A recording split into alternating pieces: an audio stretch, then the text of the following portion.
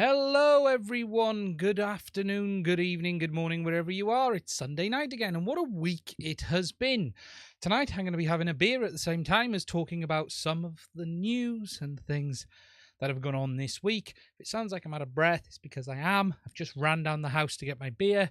I have finally, today, come out of isolation from the human malware.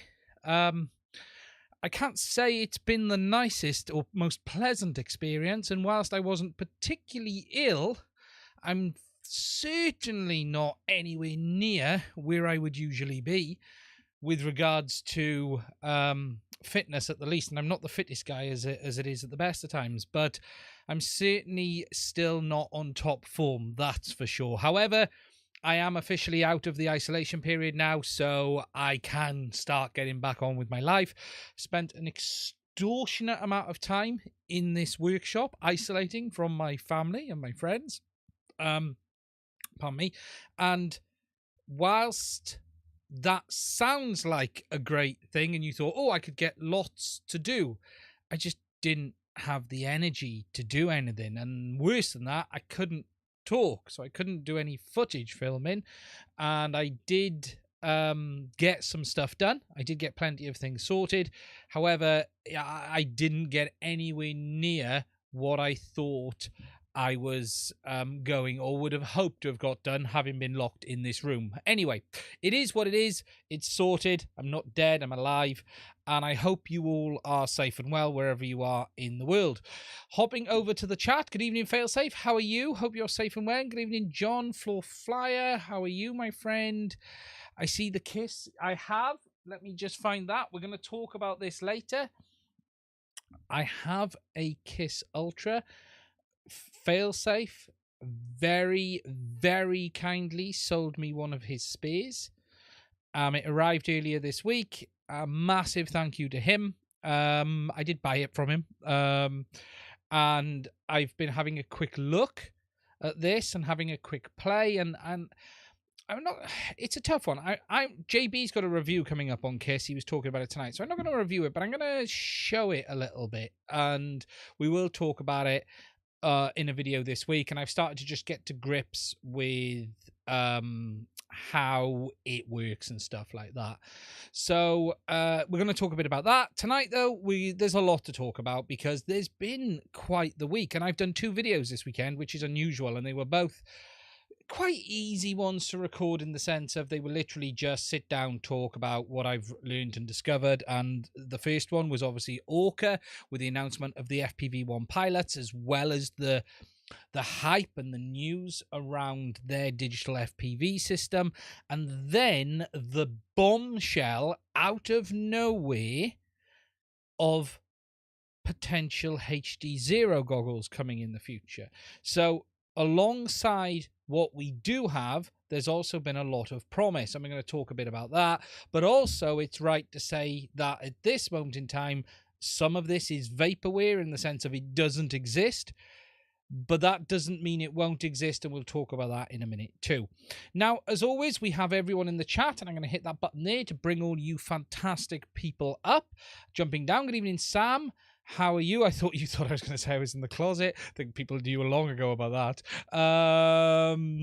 Good evening, good evening, good evening. The beer looks interesting. Tonight's beer is a speckled hen, an old speckled hen. Bit of an easy favourite of mine, that. Nice and easy to drink down. I'm feeling better, Adrian. I'm all right, mate. I'm certainly not perfect, but I'm all right. What I am finding that the human malware has done is just left me very, very tired and very, very unfit. I am literally knackered continuously right now, and I literally sat down this afternoon. I could have gone to sleep again. Someone just said, I'm battling with recovering from the malware myself. Glad you're feeling better. Hopefully you get past it soon, Ed Drone. I certainly wasn't really ill. I'm not going to sit here and say I was very, very ill. There was a point where it was on my chest and I had a bit of pain on that side of things. You know, I've had worse flu, I've had worse things, but it certainly does affect you in how you do things, and that's the interesting bit with it as well. But it is what it is. So what we're going to do is talk about the news that we've had this week, and we'll go through, and as always, we will try to answer any questions you guys may have, And we'll also, let me check I've got the right button here. We're going to take a look at this, which is an analog receiver. And we're then going to take a look at, an analog VTX, not an analog receiver. And then we're going to take a look at this, which is a digital transceiver VTX from HDZero. And at the end, we'll just do a bit of a walkthrough of the components and what the difference is between these products and why one is so large and one isn't, and just talk a bit around that as well, because whilst we do have this new digital revolution, there is you're paying for that in some ways through size and weight, depending if you're going with HDZero or DJI. And at this moment in time, whilst we do have custom ASICs, there is a lot that could still be done to get the size down on this equipment, because right now we're still having to have equipment at the large size it is, but we will talk about that too. Now, if you are new here, welcome to the channel. If you haven't hit the subscribe button, please do consider doing it. I'm going to get the shilling out the way. I do have a Patreon if you would like to support the channel as well, and we had a few more people come on board this week. Massive, massive thank you to everyone who is supporting the channel through the Patreon, as well as Buy Me a Coffee, but anyone who supports the channel as well. Just to give you a couple of updates on the channel, the PCBs for the Mads Tech ruler have been shipped, and they are due with me this week. I've had the message from FedEx. Let me just check. My FedEx parcel is due for delivery on the 14th, apparently. So when is that? Let's just have a look. Friday this week. So by Friday this week, I should have the Mads Tech PCBs. If you don't know what they are, I'm going to do that again and put that up on the screen. Where did I put the images for them, I wonder? What did I do with them? I seem to have lost the images. They're not the imports. They should be here. Why are they not here? Where have they disappeared to? Oh, it's very good, isn't it? I've lost my own images for what I've designed. I thought I put them... no, I haven't. I'm going mad. It's on the desktop. And that is this, which is going to be the Mads Tech ruler, which is a PCB 30cm ruler that has been ordered. I've ordered the initial batch of 10 that will be coming in this week, and that is sort of my quality control batch. There is an error on them already for those who don't watch the live stream regularly, which I talked about last week, but these should come this week. I'm going to be interested to see what the quality's like, what it looks like, and then I will be making a video on it and talking about that. And if you're interested in getting one of these, please do hang around, and in the next couple of weeks I'll be talking about that one too. So what I'm going to do, hello Ryan, how are you? I hope you are safe and well. In the secret folder. They were in the secret folder. And there's a little thing on this. If you look at this ruler, I actually spoke to Carl at HDZero because I wanted to show the HDZero VTX on this specifically. And Carl, I actually asked Carl, can I put the HDZero logo on this? Because it just looks better with it. There's no logo from any other manufacturers, but when it was HDZero, I felt it just was right. DJI were never going to say yes. I didn't bother reaching out to the others. ExpressRS is open source, so they're good with that.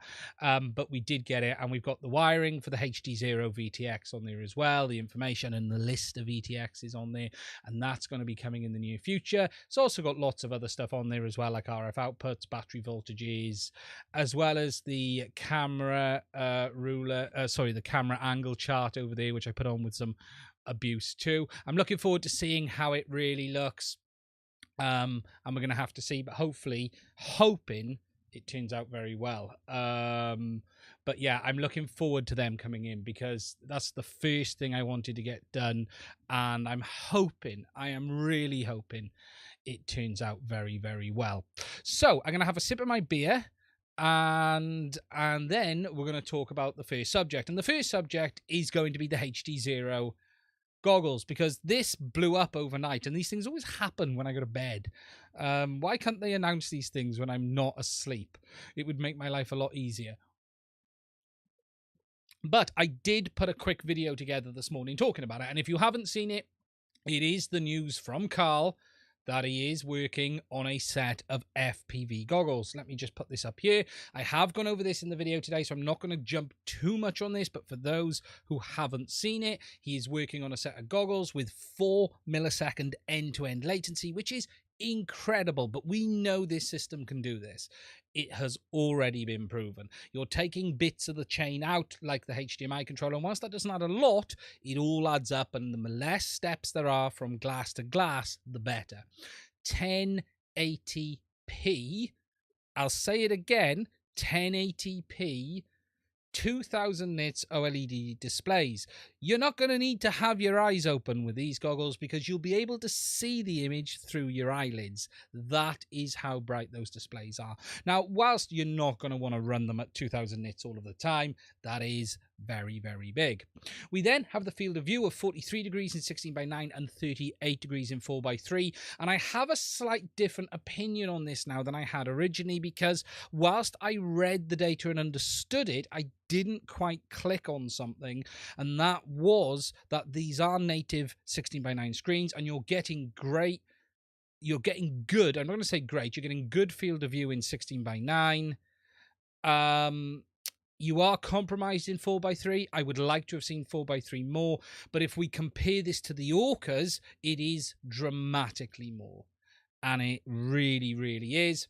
We've got HDMI input, HDMI output. There's going to be controls for the focus, the IPD, as I understand it. We've got this new modular rail system. It's going to have the option of an analog module. The way I'm reading this is not necessarily going to have a full bay in the goggles, but it's going to have a connector, and you can either 3D print something or mount it via this rail system, because that's why they've mentioned that. So I think from the sounds of it, it's not going to be like an out-and-out bay, and I could be wrong on that. It sounds like there's going to be an analog connector, maybe just under the surface of the goggles that you can take a lid off, and then you'd put like an extra piece on the outside, because putting a full bay in means they're going to have to bury that in.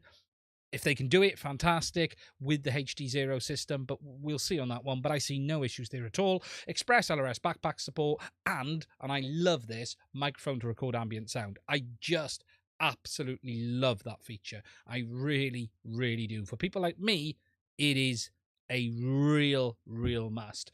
And then we've got DC 2S to 6S. Now, these goggles, we don't really know much more than this at the moment. People do have tests. Ryan is here. He has been testing the optical engine, as I understand it. Not the goggles themselves, but the optical engine itself. And, you know, look, there is some huge things here, because if we talk about what we've got, if this turns out to be, and there's no reason to think it won't, right now it doesn't exist, so I should say that it isn't a product you can buy. All we have is an intention, but Carl has never not delivered so far, so we will go with what they've said. This could be the game-changing set of FPV goggles, because what you potentially have here is an all-in-one. It has HDZero, but alongside HDZero, you can have your analog, you can have your rapid fire, you can also have your HDMI input, you can have your HDMI output. What more do you want? It's got a DVR. Okay, we don't fully know the details. It, in my opinion, needs to record the bay, the analog bay, ideally HDMI in or HDZero. At minimum, it needs to do the bay and HDZero. I'd like it to do HDMI, just asking for the cherry on the top of the cake, let's just say. However, at minimum, analog bay, HDZero. There's a lot to like here. And if this happens, the way this says it does, this is going to potentially change everything. Now, people have been asking, well, what about cost? I don't care what this costs, right? I've seen some comments that we're not expecting it to be bigger than, more expensive than other systems on the market. Look, if it's a king of goggles and it's a premium of goggles, then it will come with a premium price tag, and I'm okay with that. $400, $500, $600, $700. If it has that spec, I am more than happy with that upper price limit, because at the end of the day, that is almost one goggles for everything. Short of there being a receiver for DJI on board, it's perfect. You know, and that would, or the ability to add one, that would be amazing because I could dump all my other goggles as well. But the big game changer here is 1080p. We have not had 1080p. Now, obviously, it's going to have to upscale the HDZero image, or Carl is going to potentially introduce that 1080p 30 mode, but people are still going to want 720p, so there's potentially upscaling involved. Not expecting that to be a major issue, but it is worth taking into account. There's going to be the option for the backpack support and Express LRS, which is, again, really nice to see that is going to be integrated with an open source system. So if it sounds like I'm excited, it's because I am. These genuinely could be the perfect set of FPV goggles. I was a little disappointed when I saw the field of view first of all, but I looked at the 4x3 field of view and then just assumed the 16x9 would be less, because that is generally what happens with all of the other goggles, and that is because they are using 4x3 screens on those goggles, but these are using 16x9s. So that threw me a little bit. So I was a little bit, I want the field of view up. Now that I've seen it in 16x9, yes, I would like the 4x3 field of view bigger, but I'm less concerned because of the 16x9 field of view is 43. I think it was 43. Yes. 43, yeah, off the top of my head. So I'm less now concerned than I was. And that's simply because we're used to OLED goggles being 4x3 displays. Now, there is a great website that you can go and look at field of views on for goggles. You've got this one here. You've got one by Oscar Lang, and you've got one here by fpvgogglecomparison.com. And I have put a chart together showing the differences. Now, this isn't perfect, right? So before anyone complains about it, this is a guide. This isn't absolutely 100% perfect, but what it's got is all of the common FPV goggle sizes in 16x9 field of view and 4x3. So for instance, we got the Fat Shark HDO2s at 42, the Orqa FPV-Ones, the version 1s at 41, just a tad smaller, Skyzone 04Xs at 42, HDZero goggles at 43. I've got it ever so slightly larger and the calculation should be right. So you're seeing the field of view. So the thing to understand with these HDZero goggles is that in 16x9, they are larger, in fact, than the Skyzone 04Xs and the HDO2s. The field of view should be bigger. What is really interesting in this side is just look at the image field of view for the Orqa FPV.One Pilots, the new one. It is down to 33-degree field of view in 16x9, and that is because it is using a 4x3 display.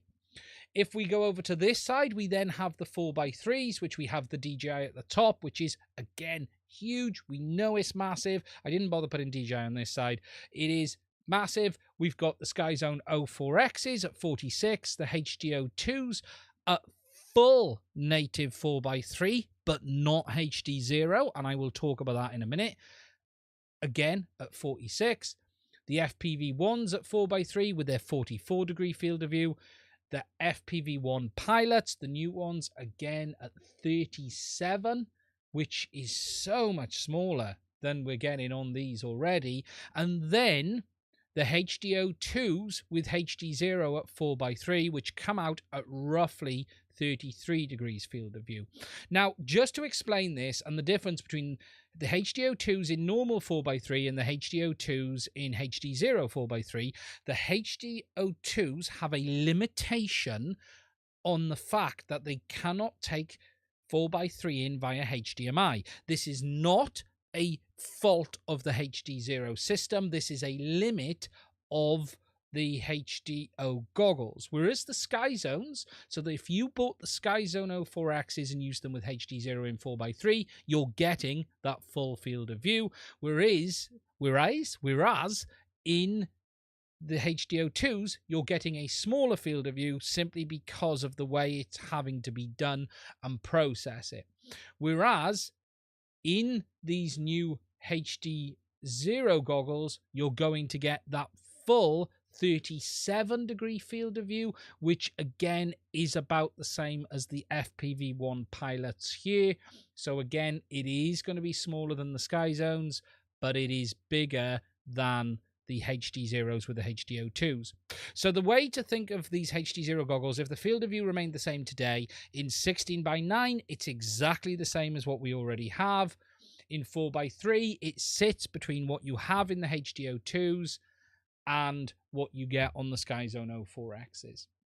What is clear in this is just the reduction in field of view on these new FPV.One Pilots from Orqa, and we'll talk about that a little bit in a minute. As far as I said, again, I'm not going to say this is 100% correct, but it does give you a quick representation of what it looks like. Now, just to catch up on the chat a sec, can't wait.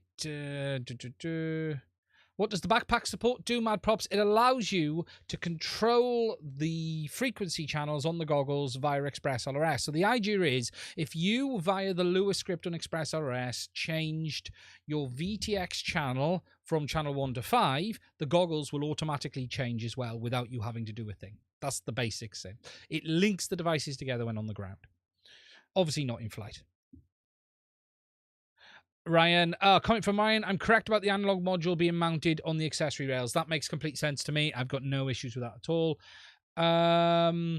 Same here, really helpful. Can you change video? Oh yeah, failsafe has just mentioned that. Is there anything to know about the design? As far as I'm aware, they're not out and out box goggles. They are dual screens. That's all I know at this moment in time. Evening Ian, how are you, David? How you doing?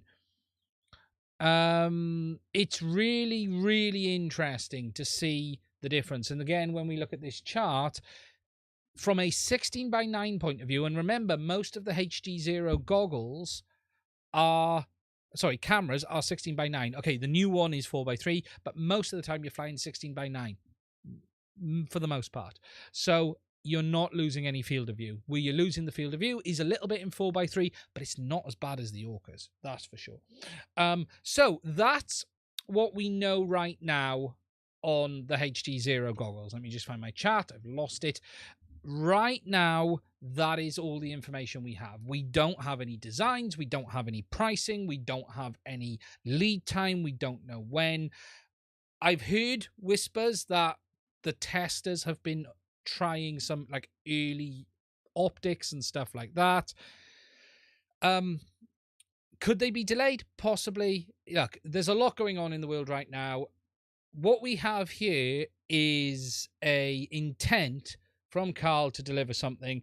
They've got a lot to do because Carl has already said there's going to be new VTXs coming in the new year, which are going to be the new 1 watt VTX, the new 3 VRXs around the corner, and on top of that, these new goggles as well. So they've certainly got a lot to do. But if this gets delivered,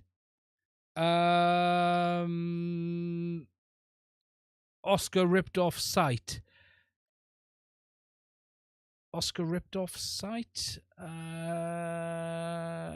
Jay. Well, Oscar ripped off the site. Oh, I took the images from Oscar. My site, the images I've put on the sheet come from Oscar Lang's. This one here. That's where they come from. I took them off there to show them on one sheet. I haven't shared that yet. I've got to do some stuff on it. I've just put them all in place so I can line them all up next to each other and see them. That's where the images have come from. Now, again, at the moment, we don't really know how accurate these are. If you haven't seen it, you can go to Oscar's site. You can actually click on each of the different styles of goggles and the different types. You can actually go through, and then you've got this other website here, which shows it in some ways a bit easier because what you're seeing is a square box in the middle to show one side. So, for instance, we can go, where is on this one? Fat Shark Dominator. attitude. Where is it? Where's the HDO2? Where's the HDOs?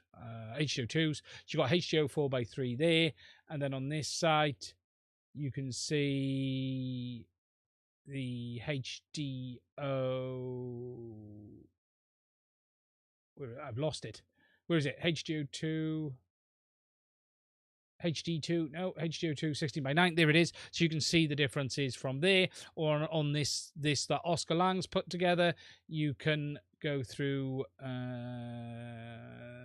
here, so you can select the HDO2's 46, and you can even select the FPV ones from Orqa. We don't have the new FPVs on here at the moment, and what I've done today is take an image off each one, just so I've got something so I can compare it on my side, just to have a look at what they do on a comparison, and I'm gonna finish putting that together just so I've got a reference on that. Where is it? I've lost my chat again. There it is, down there. I already seen your PvP, and that's an interesting way of looking at the differences. I don't know, is there any others out there from field of view? Jamie, already seen your PFP on your name. Oscar ripped off site. Explain what you mean on that one, Jay. I sent you a message just now as well. If I was seeing what I think I was seeing was correct, by the way. But yeah, so it's interesting to see the differences between them. We're going to have to wait and see how it all turns out. You can get these here. So you've got the Oscar Lang site here. You've got the FPV goggles site here. So you've got all of these available if you want to go and have a look. I don't know if there's any more. If anyone has any more, any better ones, please do let me know. I will share them. Hopefully it just gives us an idea of what the difference is between the goggles, and we can go from there then, really, more than anything. So that's the situation with HDZero. Right now, we don't really have any more info on that. I've seen a lot of people excited. Something that did make me laugh was everyone and his son, because Carl wrote in the thing, our beta testers will be getting them in their hands in, I think it was April or May. What was it he said here? They will be ready for beta testers in May. Almost every person in the thread went, I'll be a beta tester. I'll be a beta tester. I did have a chuckle at that. One. So that was quite funny. I did. The second he mentions beta testers, everyone crawls out the woodwork and going, me. Please send me a set. Which I found quite funny. So that's the situation with it today. We don't know any more than that. If it happens the way they've said it's going to happen, it could change everything. It could be the one for all. 1080p, you know, there's a lot to like here. There really, really is a lot to like. He robbed off a website. I sent you the link in Discord. Right. Let me have a look. That's not the first time I've seen that happen, because I've also seen my own stuff on that website as well.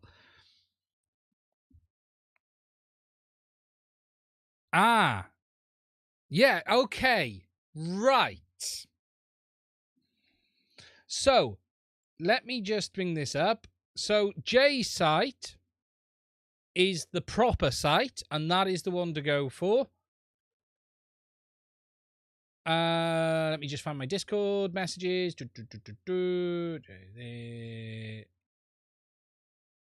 Yeah, so this one is the proper site. So this one is fpvgogglecomparison.com. This is the best one to use then, because this is the one where everything is shown. This is the one where everything, let me just move that a minute. This is the one that everything is available to see. You can see all the goggles down here. You can see all of these there as well. You've got them all up the sides. This one, as I said just now, is much nicer because it shows you the overlay on top of each other. So this is the one I would use to give yourself a comparison. This is the one that I don't know how you say it. Is it JG? I can never remember. If you don't know who he is, he's one of the devs on the Express LRS project. Fantastic person. He's helping me with some stuff in the background as well. So yeah, this is the one to go check out if you're interested in having a look. So we're going to have to wait and see. It's really, really interesting times. I'm interested to see where HDZero comes. Yeah, that's really where we're at with this one. And look, we've got no reason to believe Carl won't deliver. So here and now, we've just got to wait. Time-wise, look, time-wise, I wouldn't expect in the next, we're talking May beta testing, probably Q3 of the year. Price-wise, we don't know. They've said they're going to be around the similar price to other goggles on the market as well. So that's fantastic news. It really, really is. I'll put the link for the goggles comparison in the chat now. There you go, guys. I've just put it there for you. So that is the situation with HDZero. Now, I'm just going to bolt this on here a little bit very quickly at the end because the guys on Discord will know about this. I've sort of stepped out of a couple of Discord channels that I've been involved in, not involved in, I mean participating in, and I have stepped out of the HDZero one as well a minute, just because of a few comments and stuff that had gone on over the last sort of 24 hours or so, and some feedback that was given to me about some thoughts that I have. And at the end of the day, I'll say this as I've always said it. I always say what I feel is personally right on a channel or when I'm doing a review or anything like that. A review is always thoughts, impressions, opinions. I always try to put my own set of morals in front of everything I do. Okay, so everything I talk about and everything I review, I always have my own set of morals. However, I also have some fundamental beliefs that there is no obligation on a reviewer or a person to follow a certain set of rules. There are many YouTube channels out there who do things like this. There are many YouTube channels that do things completely different, and everyone is entitled to their opinion. And whilst I understand other people won't necessarily agree with that opinion, what I can't agree with is that someone has a responsibility to a manufacturer to fairly represent their product. I do, and I'll be clear on that, but what I won't agree with is someone, if they don't do that, then they're a bad person or they're not very good. And there were some discussions around some reviews of stuff. And look, I've been clear, at the end of the day, I firmly believe in people having the freedom to do and say as they wish. And that's fine. And people can agree with that or not agree with that. But there's a point where you have to sort of say, well, okay, my own belief is probably running up against someone else's.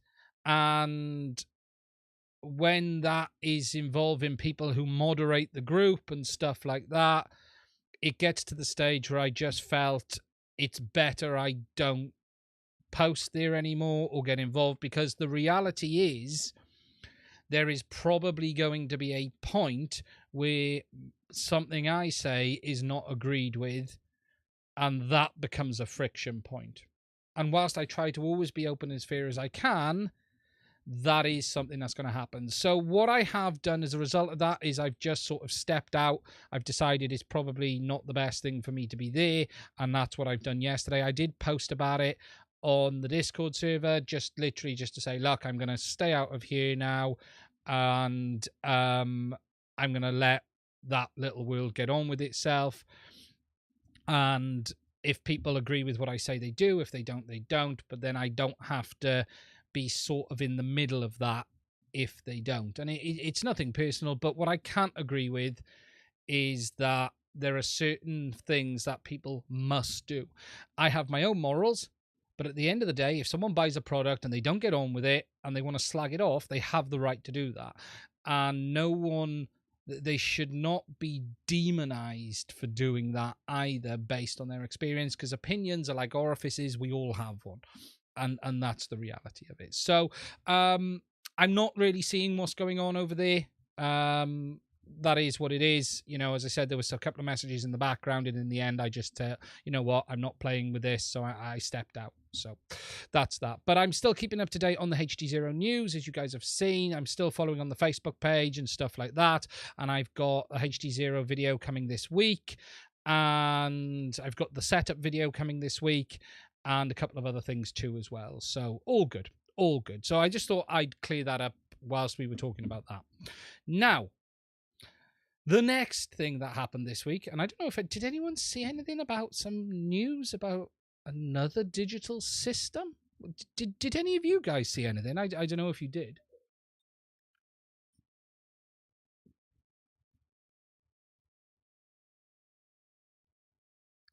Someone else? Someone else? Anything else? Yes, okay, there was. I'm winding you guys up. I was just having a sip of my beer. There was this week. Let me find the page, because Orqa have made it very difficult. We have this, and we have two things. First of all, we have the new FPV.One Pilot goggles from Orqa. And these are the version 2s, is probably the right term to use, of their original FPV goggles. There has been so much speculation around these, around the goggles, a digital FPV system and everything else, and we finally have the goggles. Now, these have come with quite some mixed opinions, including my own being mixed, actually. The goggles themselves look really interesting. You know, again, that Orqa design, updated design, some changes. They do have this new digital input connector, which we've not seen. We don't know if it's pins, pads, or anything else. They do have improved optics, Orqa say. Sony OLED screens have never looked better because they've improved the way it looks through that. Silent and cooler than ever. They've improved the cooling. Custom digital connector. There is not, though, digital built in these goggles. There is a dedicated connector on the front, completely new OSD and menus, and everything is upgraded. You know, new software, quieter, cooler, better optics. And whilst this all looks quite nice, these changes have come with a bit of a downside, and that is a reduction in the field of view. For instance, in 4x3, they are down to 37 degrees, and in 16:9, they're down to 33. Now, this is what I was a bit confused about with the HDZero goggles earlier, because I saw the field of view for 4x3 and just assumed that 16:9 would be lower than that. However, my brain never kicked the logic in that they were 16:9 screens, because these are 4x3 screens at 1280 by 960, 4x3 native, 16:9 720p. There is some other changes: low voltage protection, reverse voltage protection, and they now support up to 6S as well, which is nice. However, there is really no major groundbreaking changes here. There was so much hype around these goggles that I think everyone felt sort of deflated a bit when there was no built-in digital, no real news on the digital, and we'll hop onto that in a second and talk about that. No demonstration of it, and really, you know, you could call this a refresh product. It's not unfair to call it a refresh, because I feel it is. You know, if it was a car, it would have its new bumpers, slightly new design. You know, there's no major changes here other than some tweaks and improvements. You know, there are some nice quality of life improvements here. However, there's nothing dramatic. You know, there really isn't. So, you know, the FPV ones come out, and the biggest kickback on these has been that field of view, right? Because when you look at it, it is so much smaller. It really, really is. As I had that image up just now. These, again, you're talking this here and this here is the smaller images. That is the size difference compared to the HDZeros down here. It is dramatic. You know, it is dramatic. However, They are a new set of goggles. I was really, really tempted to order these, but with that reduction in field of view in 16:9, I'd like to try them. I would really, really like to try them, and I had someone reach out to me earlier, and there's a possibility I'm going to be able to do that. However, here and now, I'm not rushing out to hit the order button like I wanted to do, because I'm in the market for goggles. Now, alongside this, and let me just find the right page, was all of the hype around the digital FPV system. And as someone says, was the hype about the goggles or was the hype about the FPV system? Well, the reality is, right now, there was a lot of hype around a digital FPV system. And whilst we were expecting a lot, what we got, and I don't mean this nastily, but what we got was some aluminium boxes in a display case with intent. Now, to be clear, that really is a bit... Is it more or less than what Carl at HDZero has given us? I don't know. Carl's given us specs, but no pictures. They've given us pictures, but no specs. So you can argue it's the same thing. But the reality is, right now, they've given us some pictures of 3 VTXs. A 5.8 gig, a 5G, which is for military. Don't worry about that. You're never going to be buying that. And a 2.4 gig, which is probably for military use. But again, depending on price, you might find some people interested. What we do know, and let's just find the images just so we do know. Let me just find the Orqa page. Orqa Owners Lounge. Let me just find the images, because there was lots of these posted. Here we go. Put this up on the screen. Now, I think BotGrind had posted a bunch of them. So you have this video here, which shows you the 3 VTXs in a display cabinet. We've got the goggles, the new goggles, and then we've got the VTXs there. What we have is a 5G VTX. Look, don't worry about this. This is for commercial applications. It's illegal to fly 5G right now anyway, so it's not for normal use. You've then got the 2.4 gig, and then this 5.8 gig FPV unit. Now, what we have got is a 30x30 unit with 2 MMCX connectors. That's all we really know right now. Is it a working prototype? Is it just a display unit? We don't know. There was no footage, no info other than what I'll talk about in a second, and no real specs. Now, as I said in the video I put out, and I'm not going to cover everything in that, we understand, and some of the information that we have is that Orqa are going to be delivering their own FPV system based on off-the-shelf silicon with their own custom SDR. They're intending to come up with their own ASICs in the future, but right now they're going to be using off-the-shelf silicon. They're targeting sub 20 millisecond latency. I think someone said that was meant to be fixed, but that isn't clear. And really, that's all we have. There's no time frame. There's no images, video, recorded footage, anything else. So right now, this is in the same position as the FPV goggles for HDZero.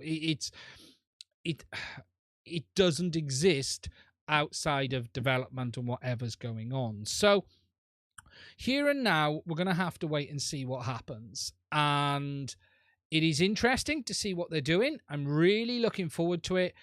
But what has been sort of the 2 disappointing areas is the fact that we don't have footage. What we have is going to require another goggles module, because there's no digital built in these. There is no digital bay in these. They already showed a module on the front in the footage. And is that on that Facebook footage? If I go back, I don't know if this was on this footage. Let me just jump forward. No, it wasn't on this bit.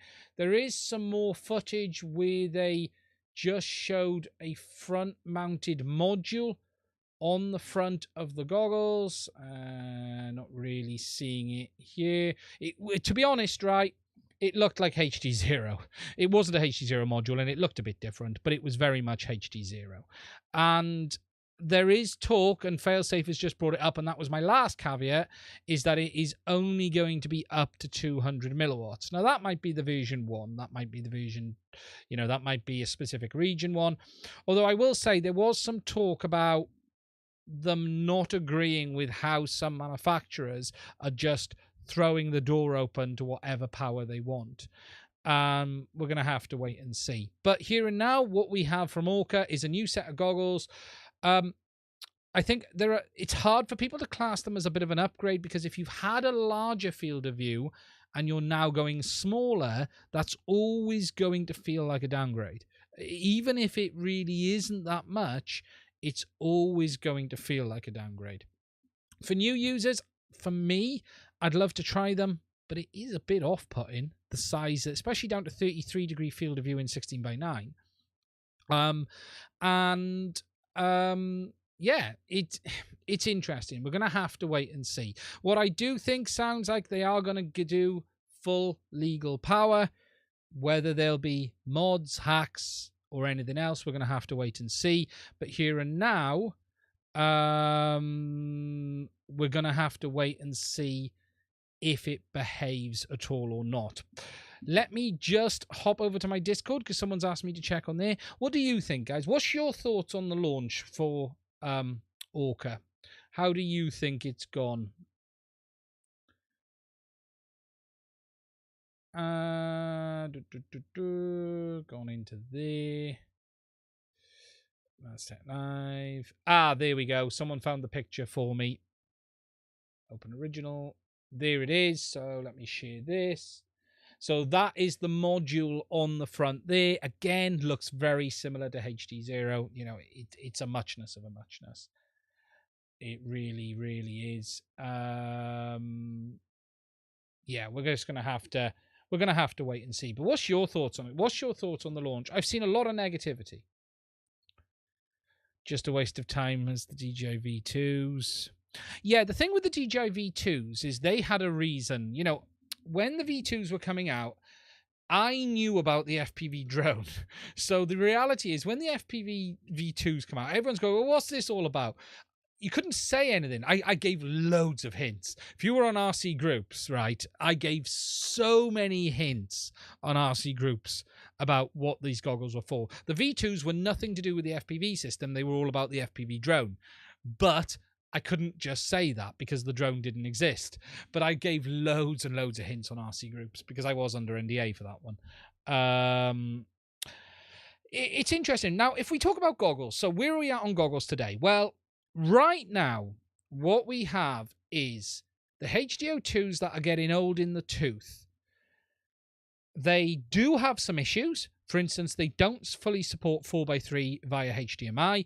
They have some HDMI board input failures. That isn't, I'm not going to say common because we don't know how many are sold, but it certainly is something that crops up on the internet now and again towards being regular, and you're getting people complaining that they're not getting support. Someone posted on the Fat Shark website Facebook page today that they've not had a response for their support request for their HDO2s.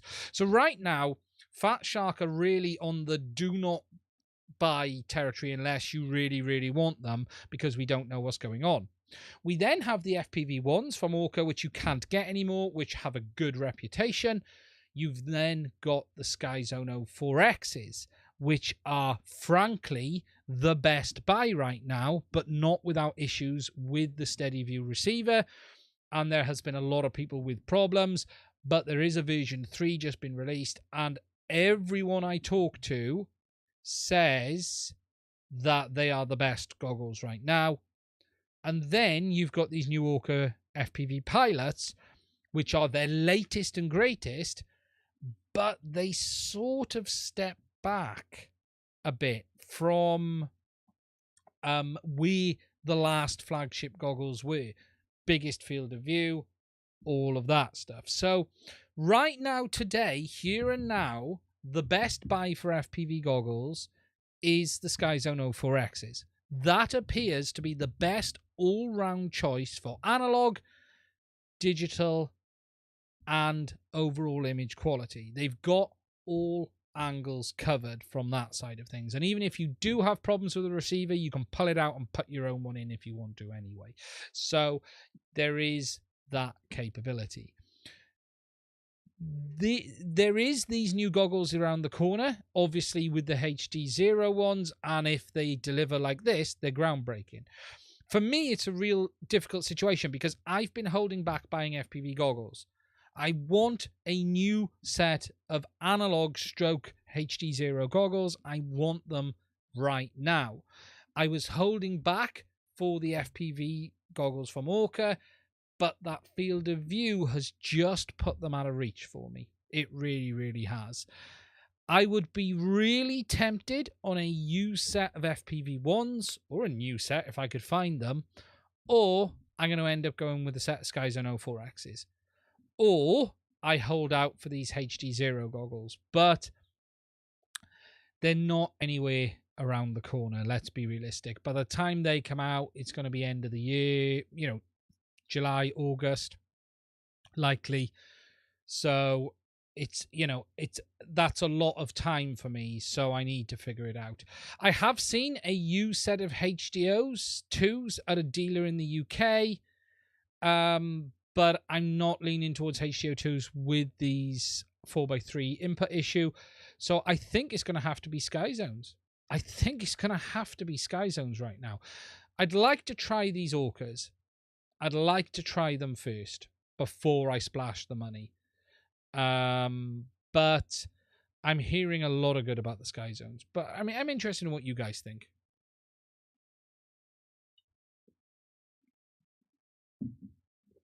What about the module for analog goggles?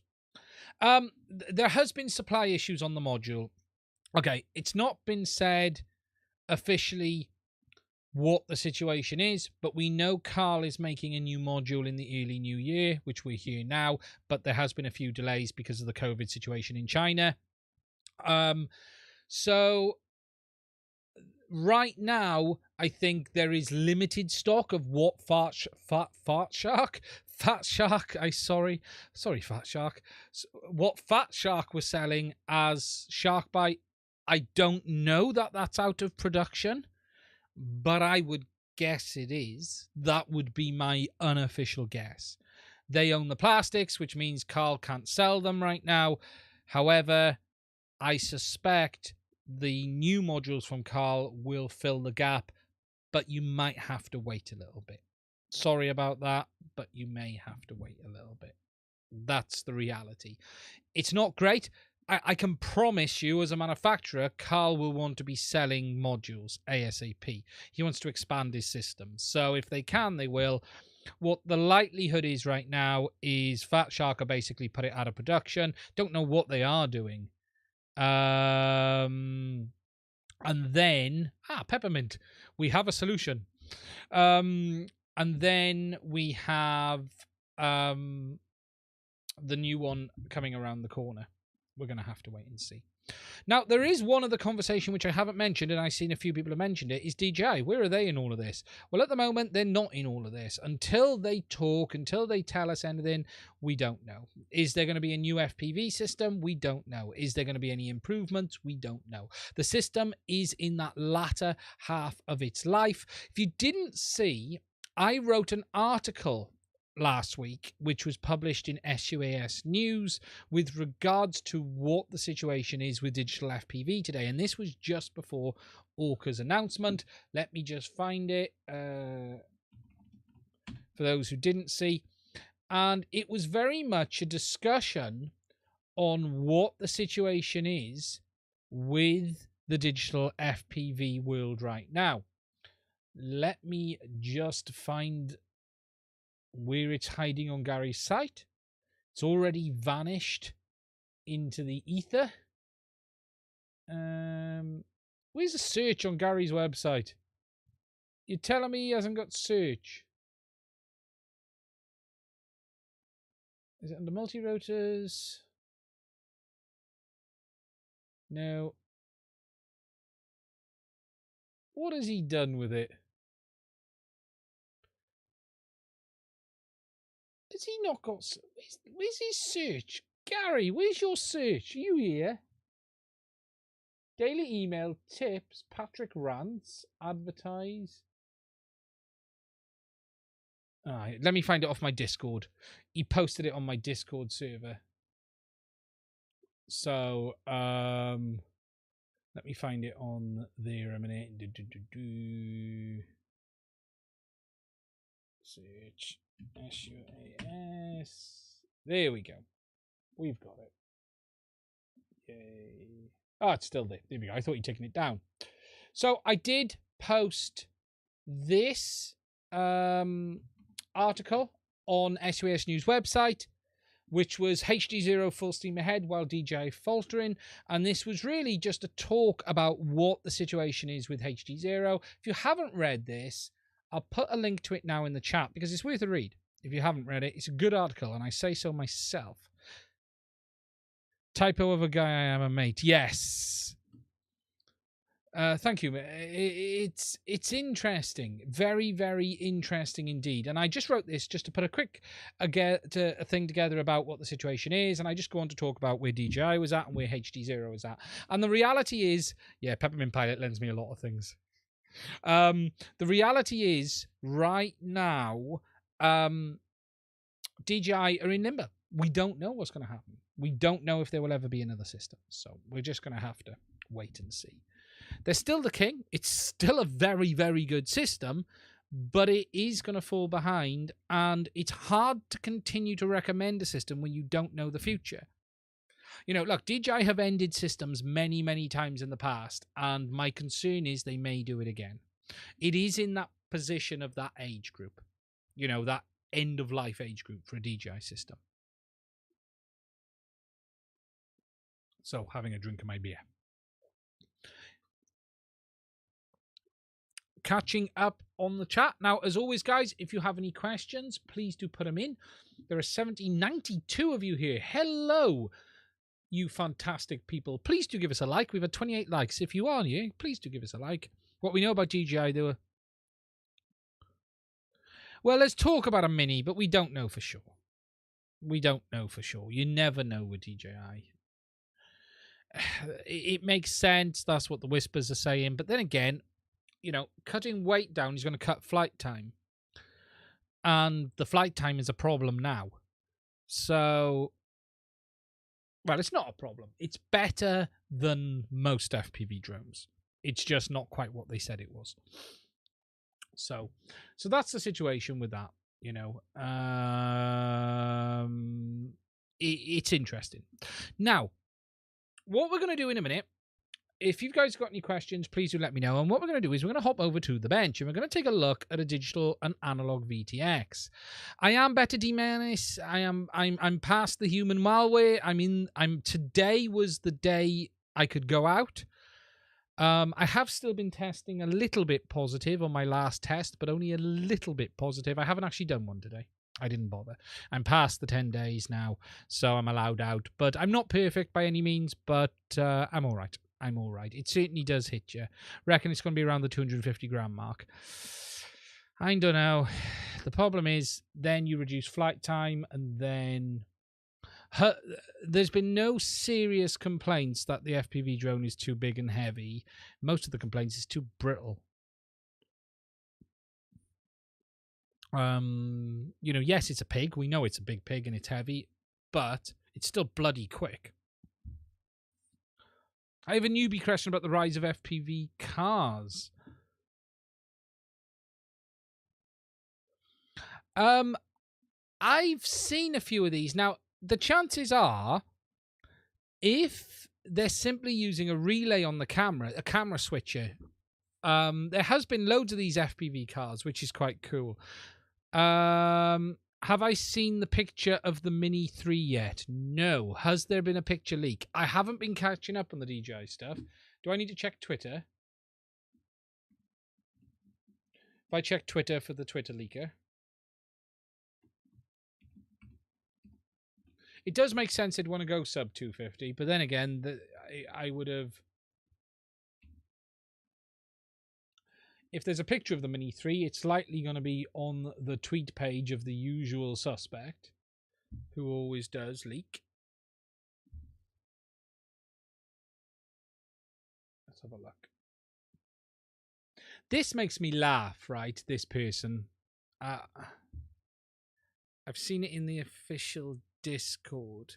If it exists, it'll be on Twitter, because everything gets on Twitter. If it's not, it's probably fake.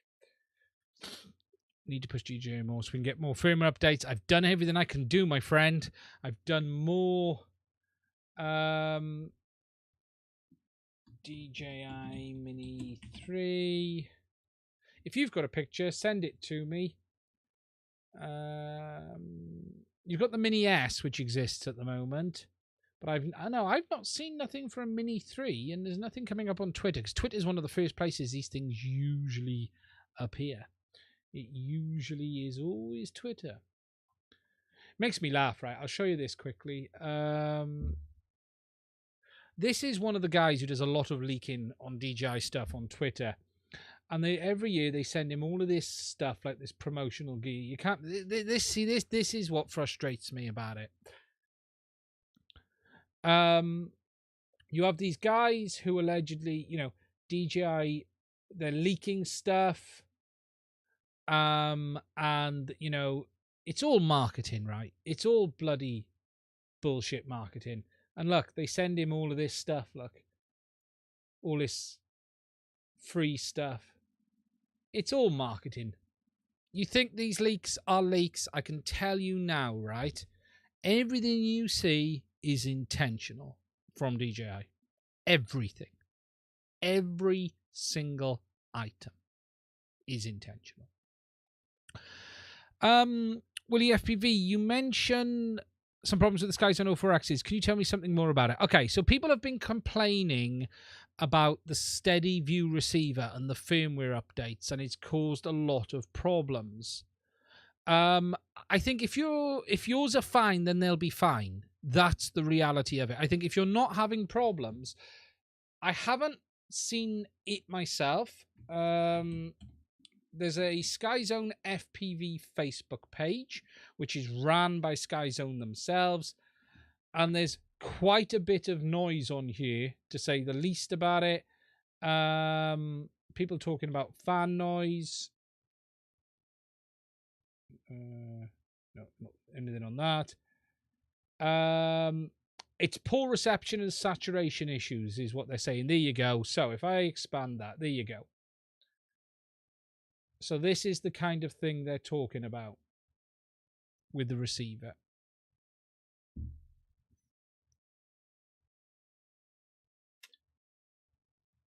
And it just behaving badly.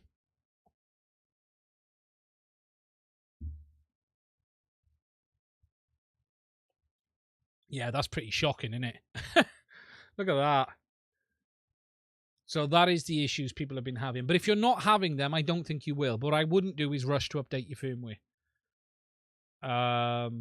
But yeah, that's the kind of issues that people are talking about with the 04Xs. And again, once you have this, it is pretty bad. See, that's pretty shocking there, isn't it? It's certainly not interlacing the images properly at all, because the way they sort of combine the images to get a proper one, and it's that's not good. So that's the kind of issues people have been having with them. I'll just have a look through if there's any others.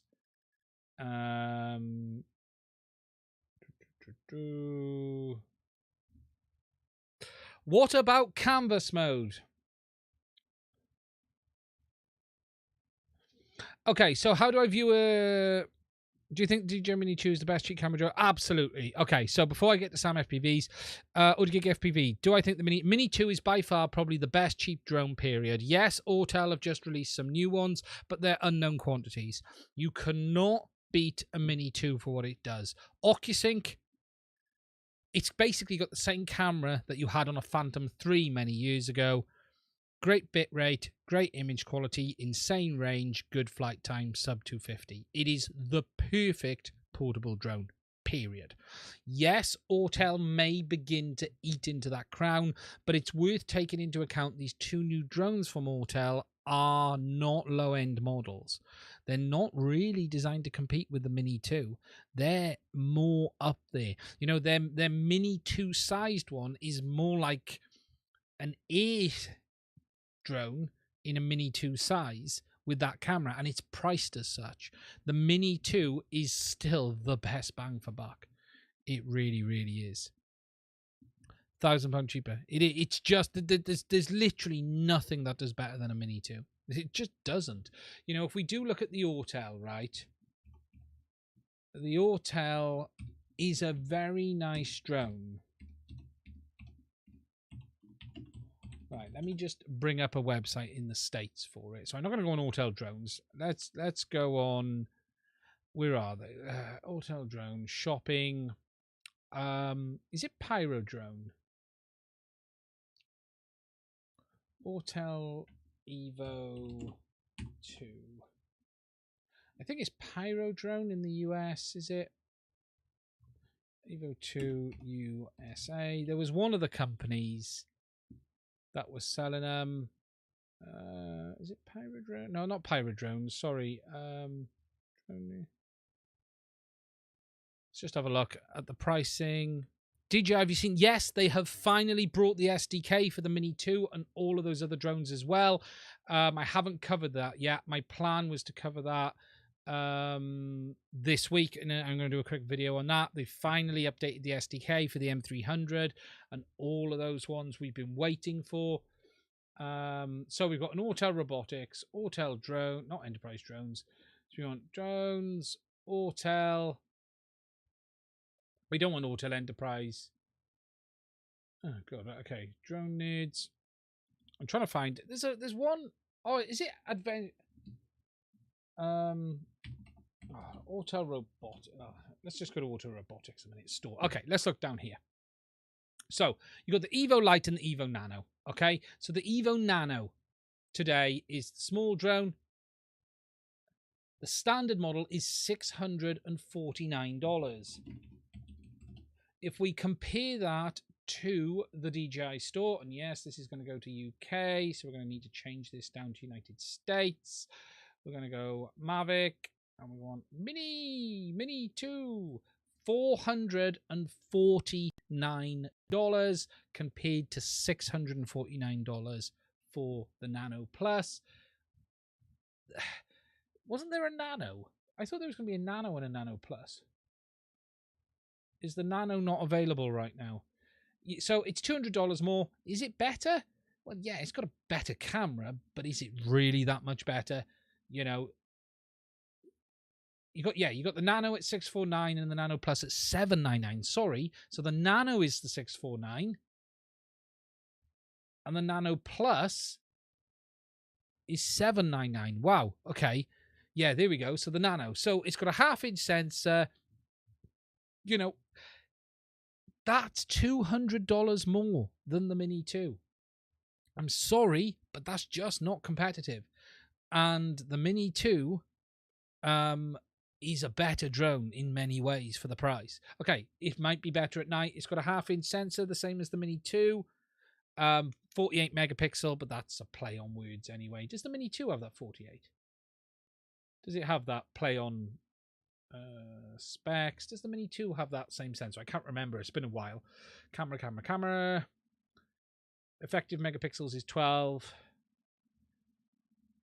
Do they do that high photo mode? No, they don't. So they don't do it on the Mini 2. So no, whilst it's a very nice drone, it's $200 more.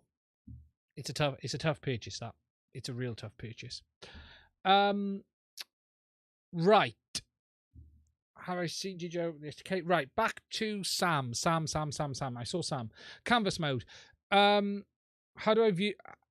do I view another feed from someone else flying an E unit or Vista? So if you want two people to view DJI, you need a second set of DJI goggles. They need to put it in audience mode. It connects to the aircraft, but the image quality is nowhere near as solid as the original goggles. And the reason for that is DJI goggles work on a two-way system. So the air unit and goggles continuously communicate via their telemetry link. I've got a video on this coming up in the next couple of weeks where I show the difference between HDZero and DJI from an RF point of view.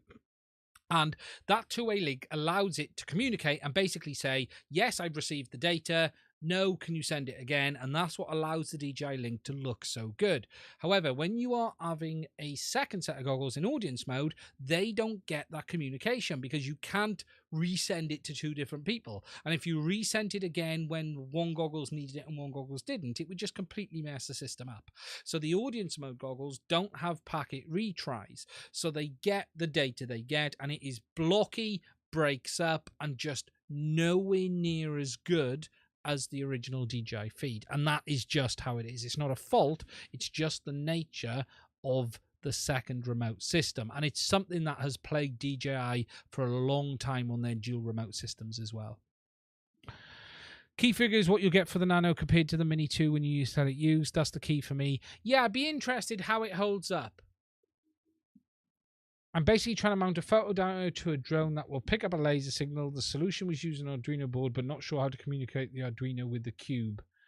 Basically to get live data. Yeah, that's going to be interesting. You can do it via a Lua script and the digital I/O ports. You've got digital I/O ports. You can read the digital I/O ports via Lua script.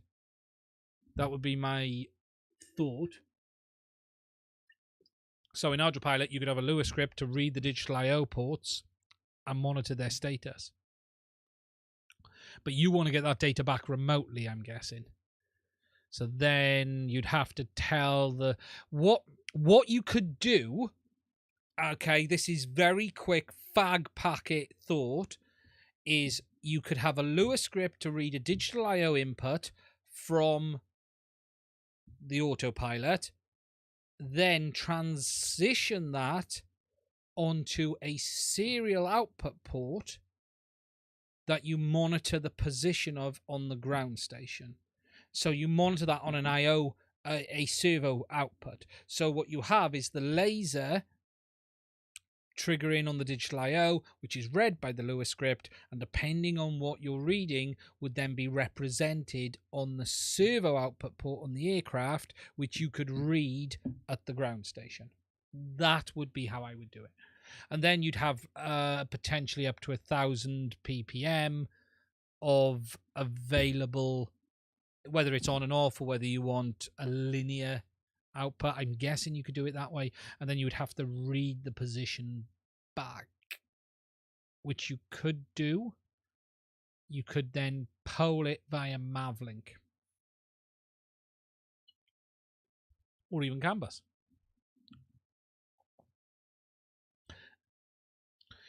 Regarding Edge TX, should I update my QX7 with Crossfire? What I would say with Edge right now is if you're happy with how your radio's working, stay with it. There's no real major jump to go to Edge TX for Crossfire. There's no real benefits. If you Express LRS, then there's this 500 Hz thing, so that's worth a look. I wouldn't out and out shift to Edge TX if you don't have a need to. There was the main reason I installed Edge TX on my T16 was the touchscreen support. I wanted to test the touchscreen support and test how that was working and stuff like that. If your radio is working, don't look to break it. That is the most sensible term I would give anyone.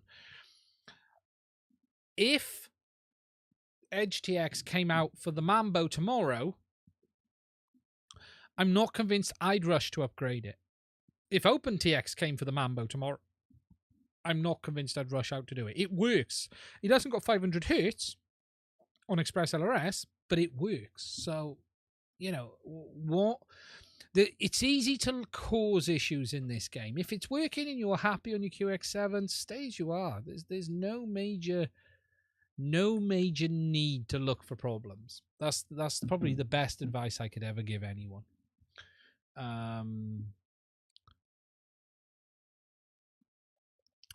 DJI Vision 2 goggles HDMI out, something like Fat Shark goggles would be better. Potentially, it isn't great, but potentially yes. But it isn't HDMI. You're going to have to go from the DJI goggles to either a tablet or a device with HDMI or the Access box. I haven't seen that. I haven't tried it myself. I don't know how well it works. That's this. Is it Access FPV? I think it is. Axis Flying, here we go. They've got their FPV box. I haven't tried this myself. I don't know how well it works. I can't comment on it. I'd like to try one and test it. It'd be great to be able to tell people about it on the channel. I'm not going to rush out and spend $250 on it, that's for sure. because I don't have a daily use case, but I wouldn't mind giving it a go. But this would allow you to get HDMI output as well. I believe it works well. I've not really seen any complaints. But it does work as far as I understand it. It's something I wouldn't mind trying. But yeah, that gives you an option too. Bobby Bags. Why is it easy to brick your radio asking HDX? Not really. No, there's it's just you've got to set everything up again. You've got to do everything from scratch. Do you need to add that work for no reason? Thank you, mate. Thank you, W1 Lily FPV. Thank you for that. I do appreciate it. Multiple screens. Yeah, I do know it does multiple screens as well. Yeah, I have seen that.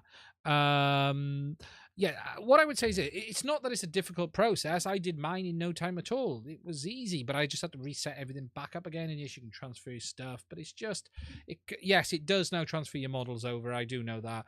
But again, do you need what it offers? That's the question. If you do, then go for it. If you don't, is there any benefit on a QX7 installing HDX? That's what you've got to ask yourself. That's really what you've got to ask yourself. If there is, do it. There's no reason not to, but there's not necessarily a huge reason. True, but touchscreen, that's why I have to. Touchscreen support. Yes.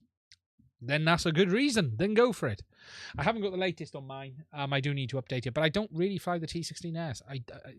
That's my radio, the Mambo. That does everything I need a radio to do. Perfect size. That's what I do. So, yeah, if you got the touchscreen, then go for it. Is there a chance that OpenHD had a mode that could change the way interference occurs, increasing latency? Basically, you have a low latency mode and a high latency mode for live streaming. It's complicated. Digital video is really hard. And it makes the new one... that's handy. So, yeah, there's a couple of reasons. I don't know the QX7 particularly well. Digital video is really hard, and this is why so many... No, it doesn't. Not particularly great failsafe type. It's a bit like and it doesn't fix the stupid dial neither. So, okay, digital video is really hard, and it's not easy. And this actually will really lead me nicely into the VTXs, because what we'll do now is go over to digital video. Digital video is really hard. It's not easy to do. So what we're going to do is we're going to hop over. Give me a second. I need to get my microphones ready because I didn't prep for this. As always, I'm going to turn that one on. I'm going to turn this one on. Get these in place.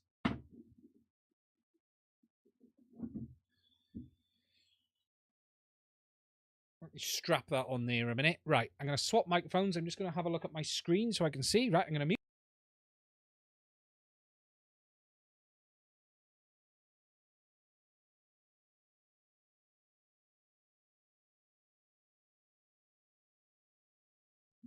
Oh dear, that's not worked. One moment.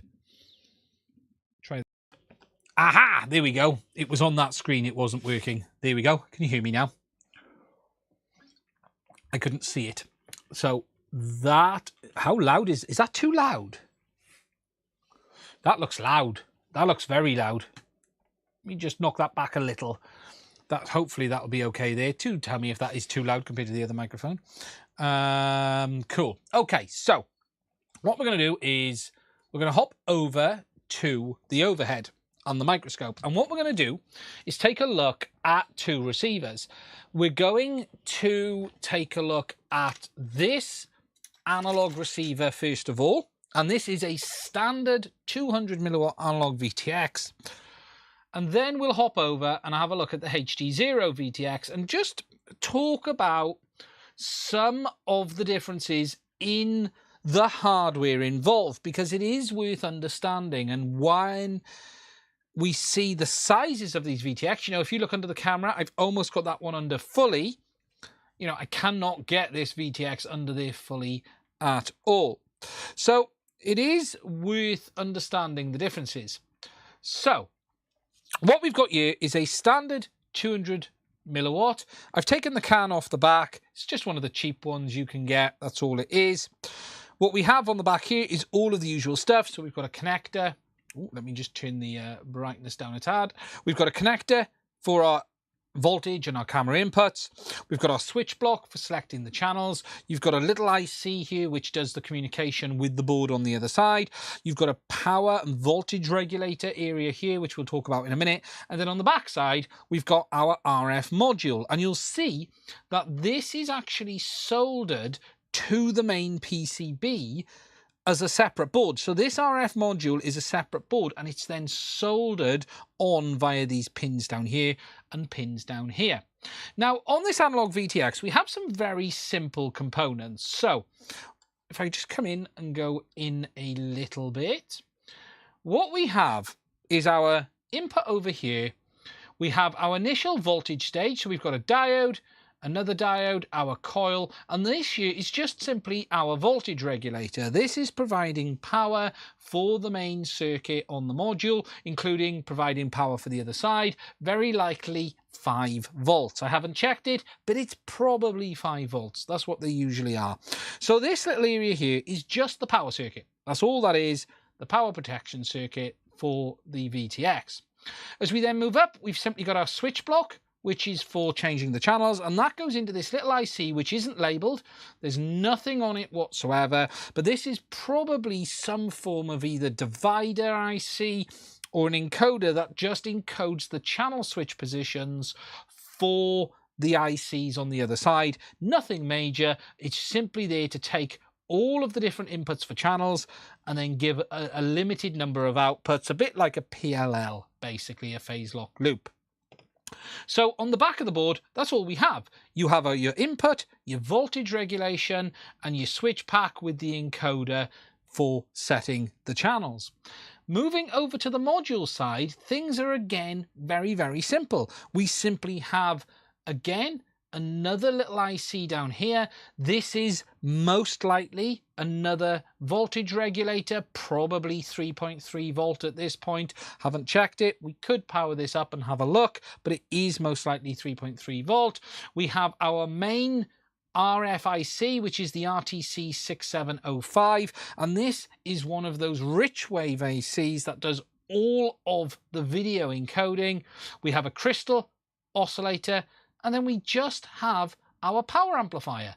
And that is all there is on one of these VTXs. It is really, really simple. I'm just hopping over to the desktop because I did have a thing for this. If I just hop onto the desktop, you can see we do have our rich wave chipset document for the wideband transmitter, and that switch that you're seeing, so that IC there, the RTC6705, is this chipset, which is a CMOS 5.8 gigs band FM transmitter, and it pretty much handles everything. It has all of the transcoding, the transmission on board for analog video. It does the IF, the audio subcarriers, the videos. It does everything. One single chip solution. It even has a built-in power amplifier of up to 13 dB as well. However, that isn't enough for FPV, and they have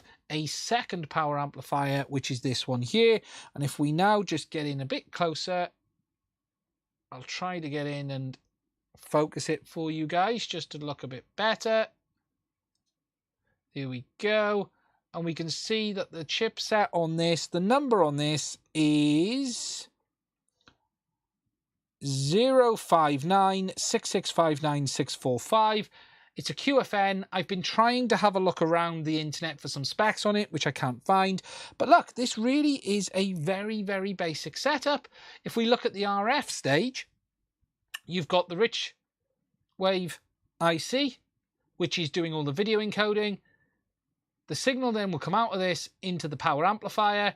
And then look, you can see the signal comes out the power amplifier. It splits 2 ways. And it simply goes through probably a filter. There's a capacitor there. And straight out to the antenna connector. It's that simple. And this is all there is in an analog video transmitter. And this is why we've been able to get them down to the size we have. And really, the only thing on these that will change is the power amplifier size, because this handles everything else. All that will change on bigger units with more wattage output will be just the power amplifiers, whether they double them up, because if you put power amplifiers in parallel, you can double the RF output. So that is really it. But this is why these modules are so small. It's really, really simple.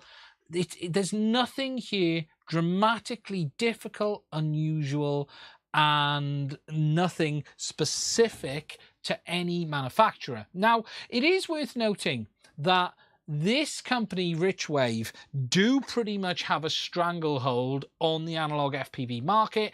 Close to every video transmitter and receiver will be based on a Richwave chipset, but it's still analog. It's not really proprietary. You can use other chipsets. There are many, many other chipsets on the market. Most companies use Richwave, and this is a very, very common one indeed.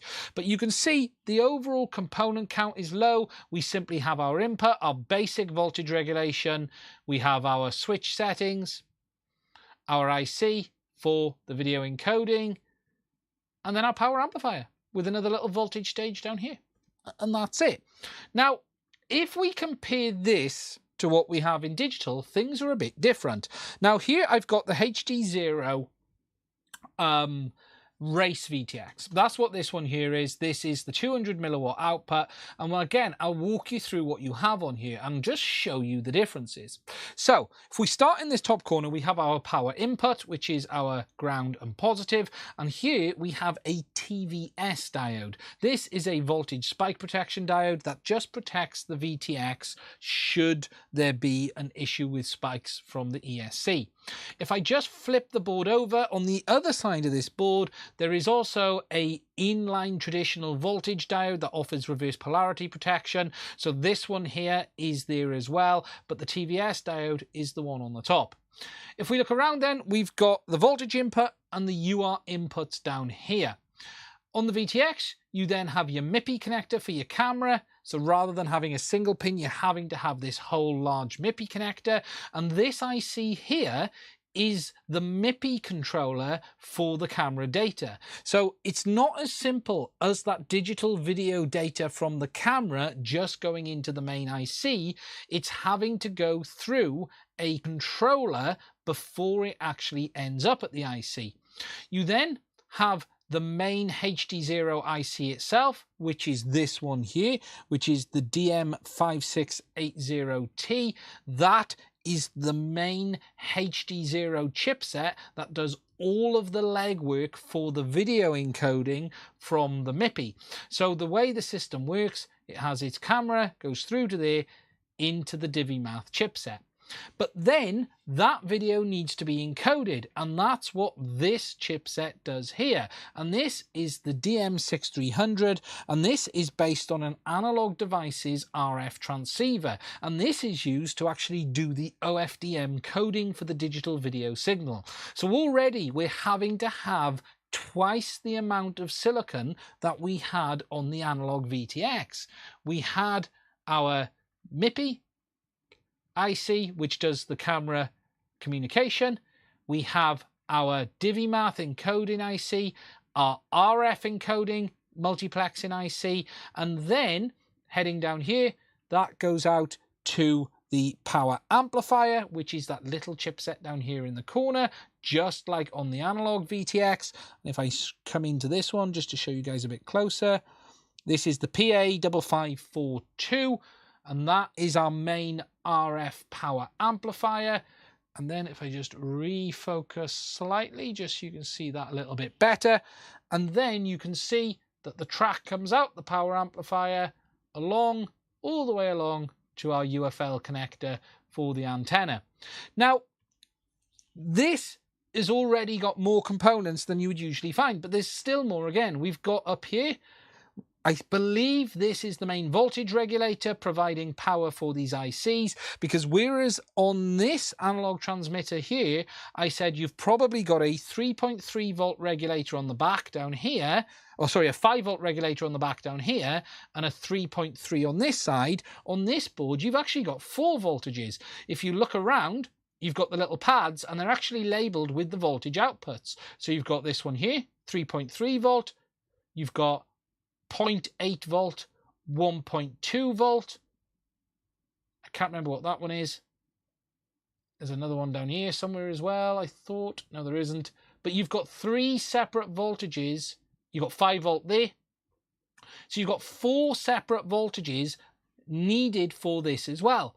You've got your 0.8, your 1.2, your 3.3, and your 5 volt. So there's already more complexity in the voltage situation on this unit too. If we flip it over to the back, you can see some of that voltage regulation circuit. So over here, you've got the coil for one of the voltage regulators. You've then got more capacitors here with another IC, again, most likely voltage regulation, but this could be communication on this one. And then you've got more components down here with, again, another small chipset located underneath down here, underneath the power amplifier, and that one is labeled LQ1, and that again is another small IC. That may be another voltage regulator, or that may be part of the RF circuit. I'm not exactly sure on that one. We've got a crystal oscillator over here. So when you look at the difference between them, there is just so much more complexity between the VTXs. With the analog, it is basically a single chip solution from Richwave. Their main chipset, a power amplifier, and a couple of voltage regulators. And that's really it. And you could cut the size of this down even more without the dip switches. That IC could go, and they could go if you were doing it differently. So this is the reason there's a lot more, because you're having to have different stages of handling that digital video. And this is why right now, this is almost as small as it gets for digital VTXs. There is a 200 milliwatt board, but this is as small as it gets in general. And the reality is digital ain't going to get much better than this anytime soon, unless what could happen next is these two ICs get combined. But there are complexities to doing that, because that is very much an RF transceiver, and things like that tend to need certain amounts of shielding and separation and things like that. So that one may not be getting imported into something like this anytime soon. And just look at the size difference on the chipsets, okay? If I just show you the size on the Richwave chipset, on the analog VTX, compared to the main DiviMath chipset, as well as the RF encoder. So that really is the overall differences between these systems. And I just wanted to sort of show you the complexity differences, and that is why A, they're bigger, but B, you're paying more for them as well. There's more components, more expensive discrete components on board, as well as those ICs as well, and the more complex power stages. You know, just the different voltages on here, 0.8, 1.2, 3.3 and 5 volt. So you're having to have a system management IC, which is most likely this one here, handling the voltages, and that's doing all of that as well. Let me just hop over to the proper mic. Now, I'm going to catch up on the chat a second. 2 seconds. Right, I'm going to start at the bottom. Good evening, Bruce. How are you? They get hot. I'm surprised the chips use as much power as they do. They do get really hot. They really, really do get very, very hot. Insanely hot, especially the power amplifier. Going back up, funny things going on with pricing. That OFDM chip is worth $250 on DigiKey. He is right. I've seen it myself.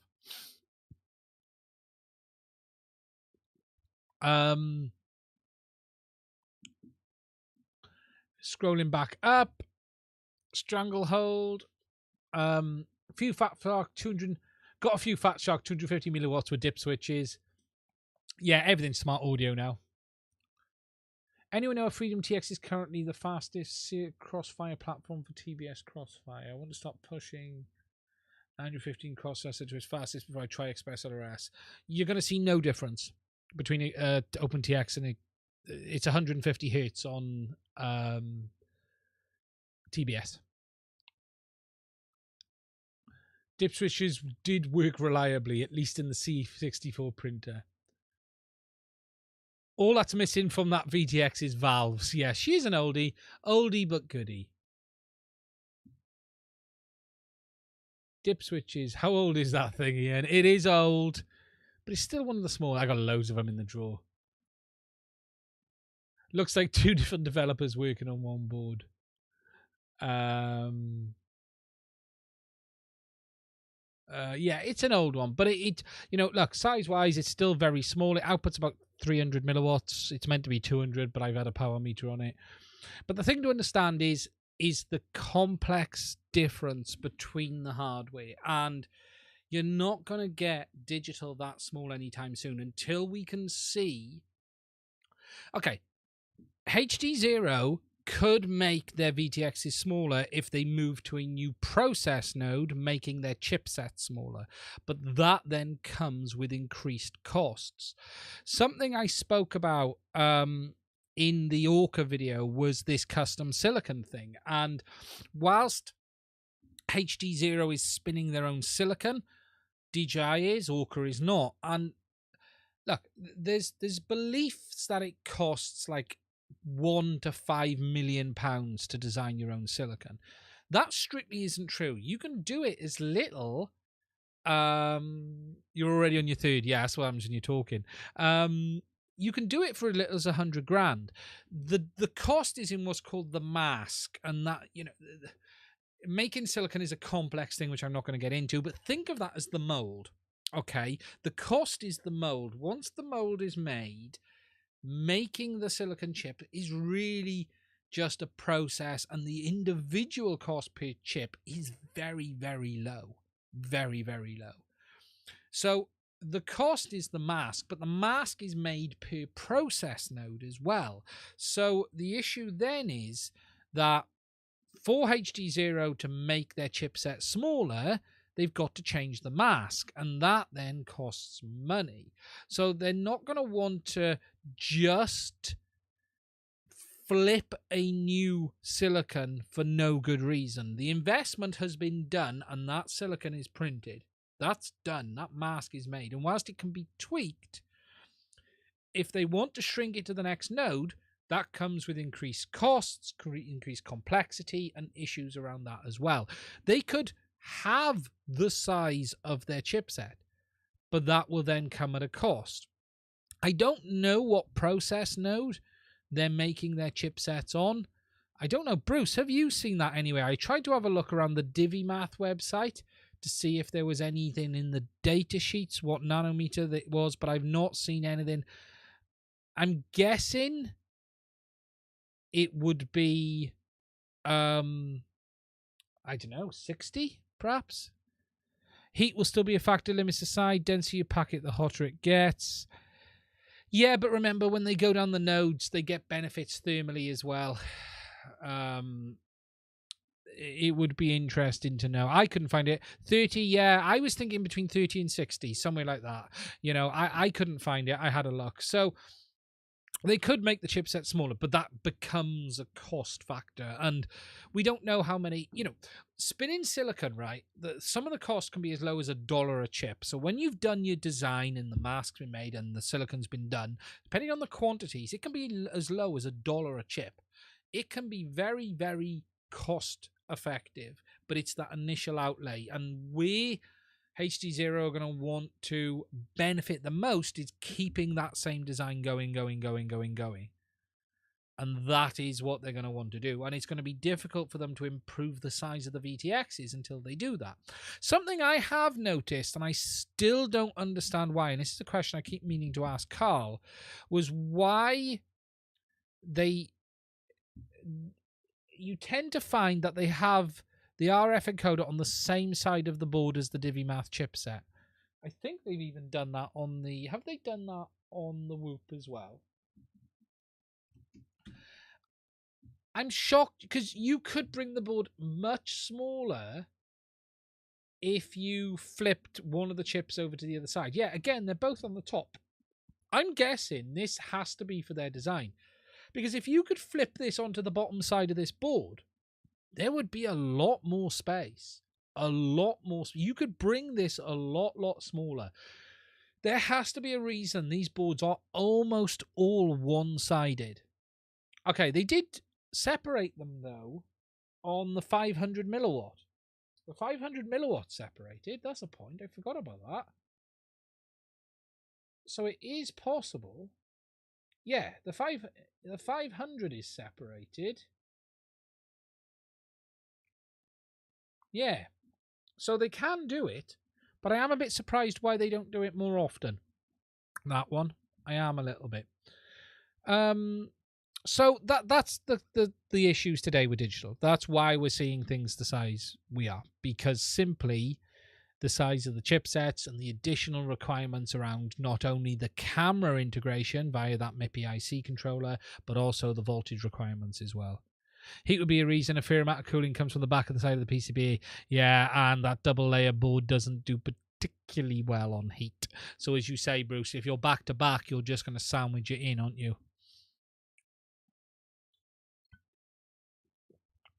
Yeah.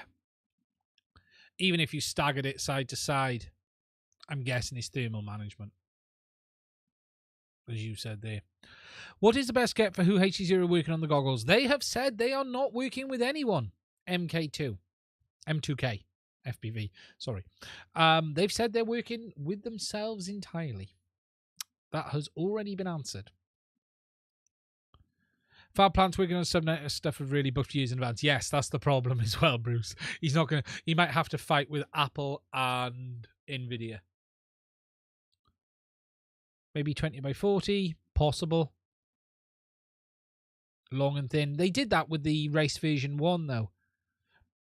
People didn't like that form factor.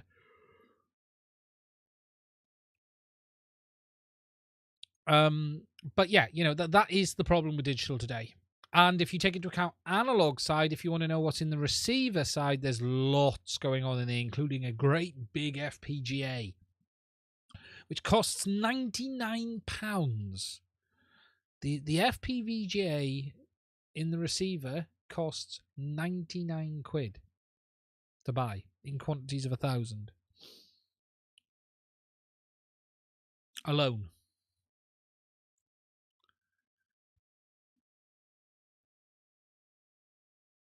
Always a bit of video roll. Yes, the H7 does have a cam switcher. That's a point.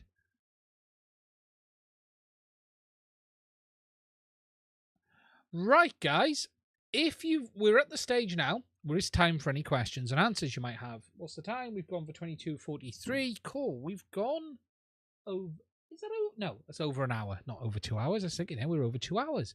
We're not over 2 hours. I'm gonna get this beer finished. If you've got any questions, anything you want me to answer, please do put them in the chat. How much will these HDZero goggles cost? They're saying, Bruce, around what the current pricing is. That's what's been said. Around current pricing.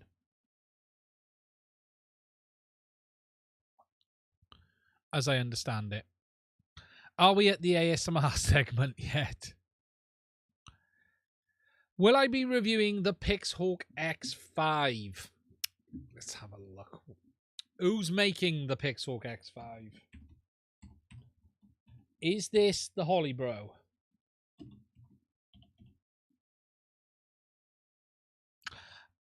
I was waiting on the cheap. Sam, have they got the Emax yet? 1300s. I can't afford to spend the T-Motor money.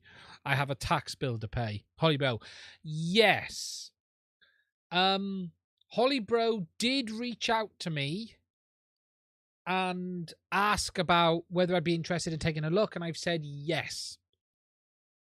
Because I've got no reason not to have a look at it. So yes, if you haven't seen it, it's the Pixhawk X5. It's an all new controller from Holly Bro based on FMU version 6, I believe, off the top of my head. That's a guess. Oh no, 5X. Sorry, not FMU 6, FMU 5X. And one of the interesting things is that it has thing support. It has proper Ethernet support. Sorry, my brain had fried then. Do I have a PO box? I don't, but I am thinking of setting one up. It is something I've been thinking about. How much are they in the UK now, PO boxes? I have been thinking about this and doing a mail segment because I know other people do it. I know Bot Grinder does it. It's quite funny. I've seen Bot's mail segment. Ahmad has the 1500s, 13s. I want 13s, not 15s. How much does a PO box cost in the UK? Yeah, things are not looking good right now.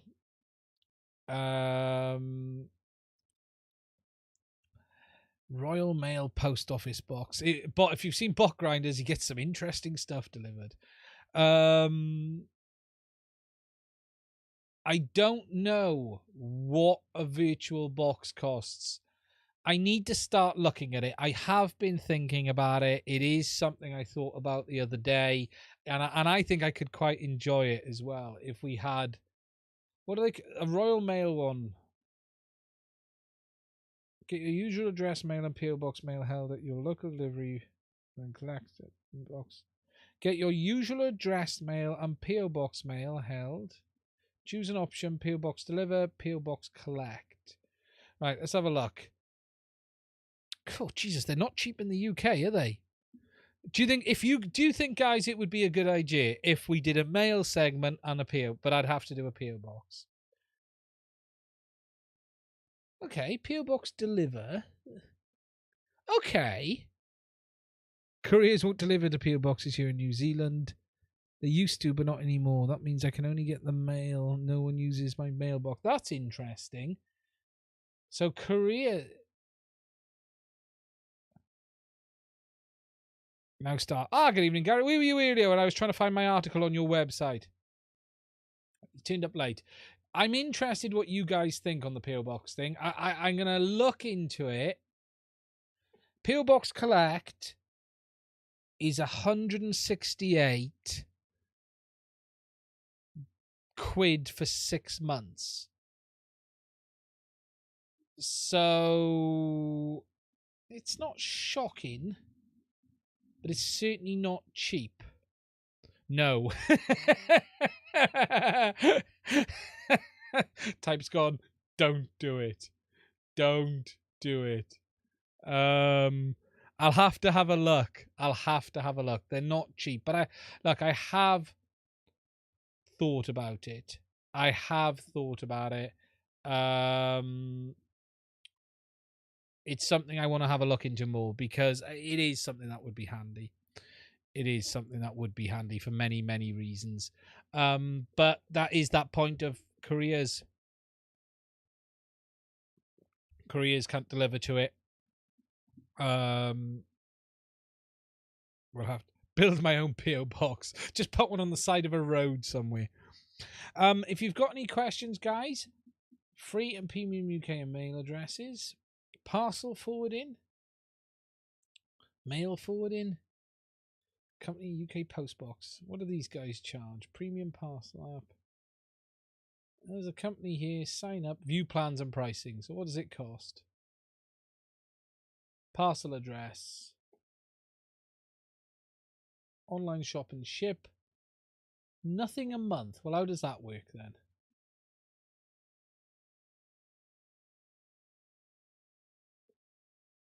Yeah, no, that's not cheap. Yeah, they're not cheap. Just use your neighbour's address. Yeah, that would be quite funny, wouldn't it? That would be quite funny.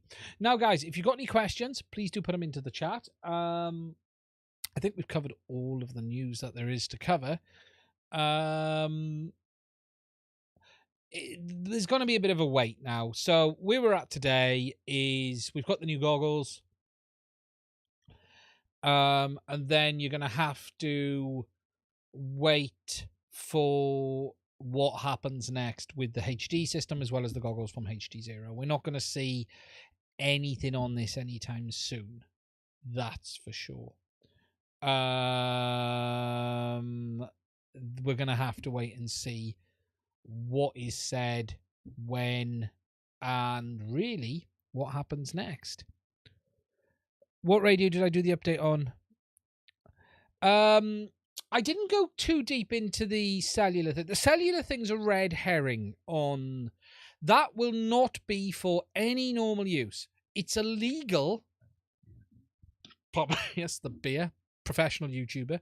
Pardon me, everyone. It is virtually illegal anywhere in the world to fly 5G. It's not for general use. Flying cellular is illegal almost everywhere right now. Cellular devices are certified for ground use only. This whole 5G thing is just for commercial, military, pipe in the dream in the future. It is not what you're allowed today. It probably won't be available to the end public. There's a reason DJI can't sell the dongle for the Mavic 3 in the US. Because they can't. Because it's not legal. They're not allowed to. So the 5G it's a red herring. If it exists, great. It's not going to be cheap. They're going to be nailing it. It's not going to be as simple as just a modem. I can fly 5G airports where planes are using radar altimeters. Well, yes, that's another problem, isn't it, Bruce, altogether? But yeah, there is... Oh, very, very... I would like to do 5G on the rover. The rover video. Something else to say, I was shocked how well the rover video went down the other day. Where is it? The rover video, it got far more views than I was expecting in the first week. Far more views than I was expecting. Where is it? I need to do more rover content. That's what I've learned. I really need to do more rover content. Where is it? The rover video did 2,500 views in like a couple of days. And I was like, that's good for the rover video. That was really good. Really good. So I'm going to have to do more rover stuff. It's built. It's not 100% finished. It has bits hanging off it. But it's up and round. The LiDAR's really cool as well. That just works. It's the car enthusiast getting tricked. You know, it's not done as well as the Orqa video or the HDZero video. Here's really interesting. Okay, here's really interesting. Pixel hovercraft. So the HDZero video is just over 1,000 views behind the Orqa video, and it's been live almost 14 hours less.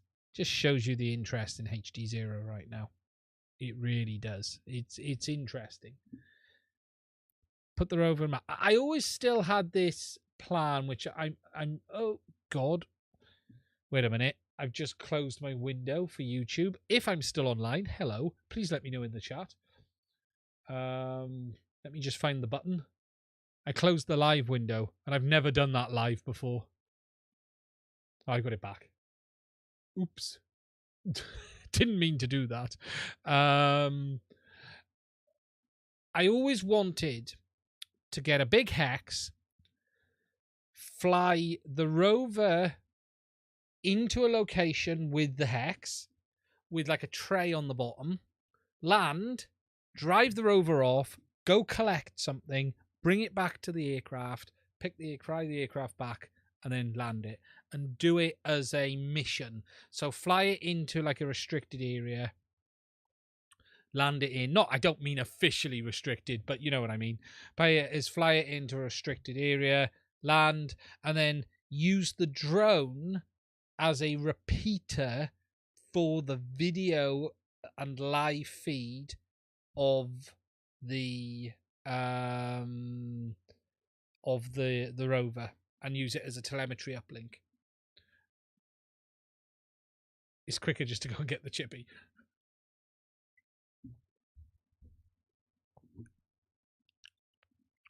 But if I'm using Crossfire, 900 megs or 868, it'll be fine on ground anyway, won't it? I wouldn't get a problem.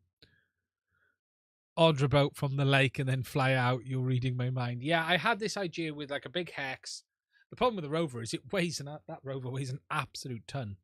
It's an animal as well. It is an absolute animal in manual mode. It will climb over anything in manual mode. The tires are so sticky, it's incredible. I need to take the LiDAR back off the top of it. It's over there. I got to send that back to Ben. I do so everyone having a stone that picks stuff up for you. Yeah, it'd be cool, wouldn't it? It runs up to 4S. So it's whatever you can fit in 4S.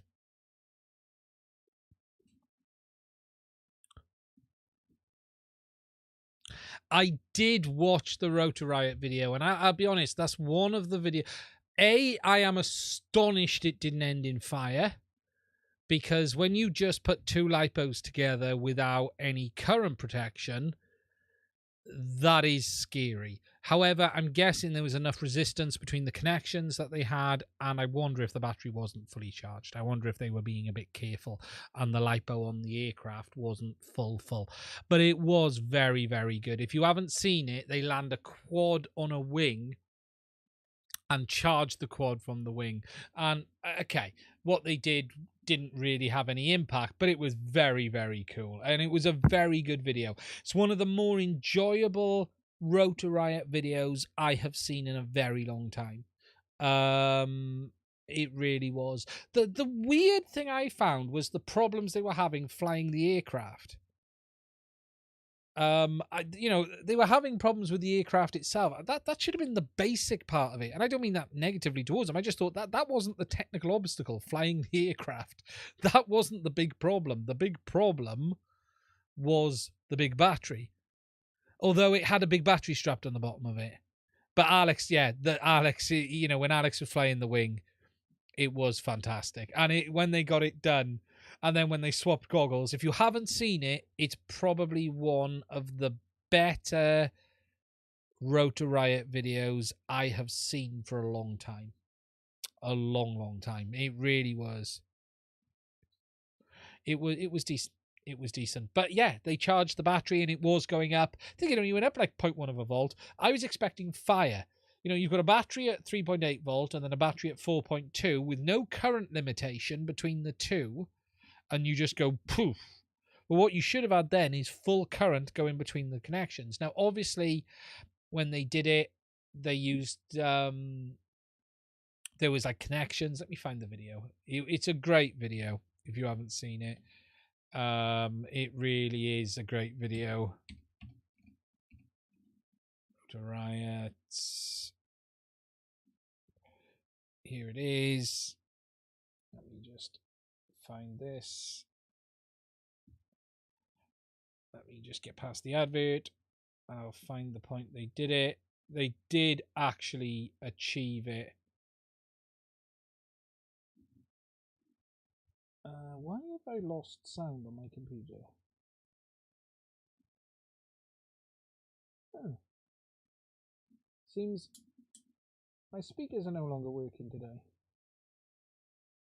Interesting.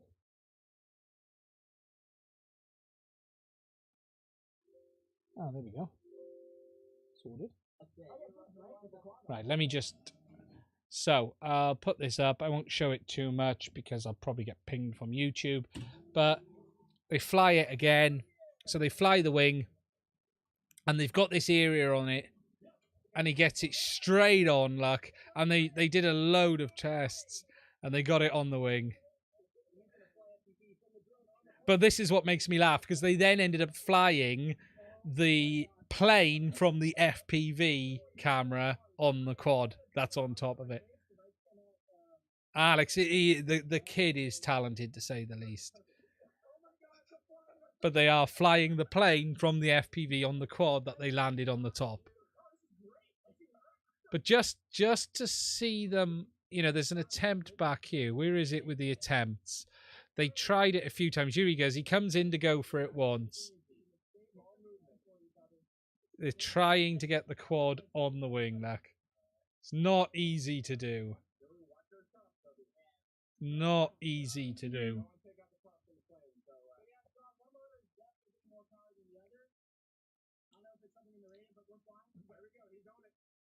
Here he goes, look. Oh. It's really hard as well, to be fair.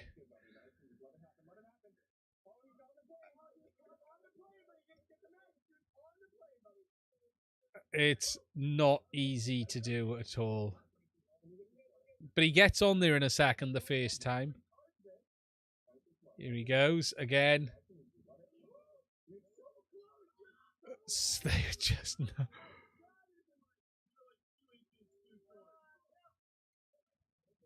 not easy to do. Not easy. They come in again. Oh no, there he goes. He got it on. Here he goes. And this was the first time they got it on. Here he goes. There.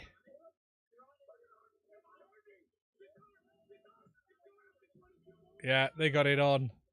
It is a great video. It is a great video. Copyright strike. Yeah, here we go. I suspect. I'll probably get it on it, but hey ho. Sean was one of the greatest additions to the Rock team in a long time. It really is a good video. Okay. Catching back on the chat. Attempted to install pot. Maztec, have I ever attempted to installing an additional pot switch on the T16S? No. It's not a difficult radio to take apart, though. It should be fairly straightforward, Jason. What? Replace an additional one? What is it you want to do? Battery's equalized at 22.2. Yeah. So I'm thinking that other battery was flat.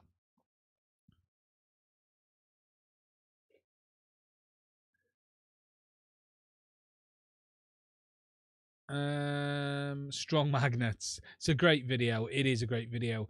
JP, what about the SIYI HM30 HD system? Yeah, this is the one that Nicola is that the one Nicola is testing? He's been doing some videos on it. Nicola, who's got I can never remember the name of his channel. ARX Angel, I think it is. Yeah, it's the one Nicola is doing. This one here. You never know. He might come on a live stream and tell us about it one week. I believe he's getting decent results. You know, this isn't small FPV. This is really designed for big stuff. It has, I think it's HDMI output. I don't know. Does it have... I know it has USB. I don't know. Does it have HDMI?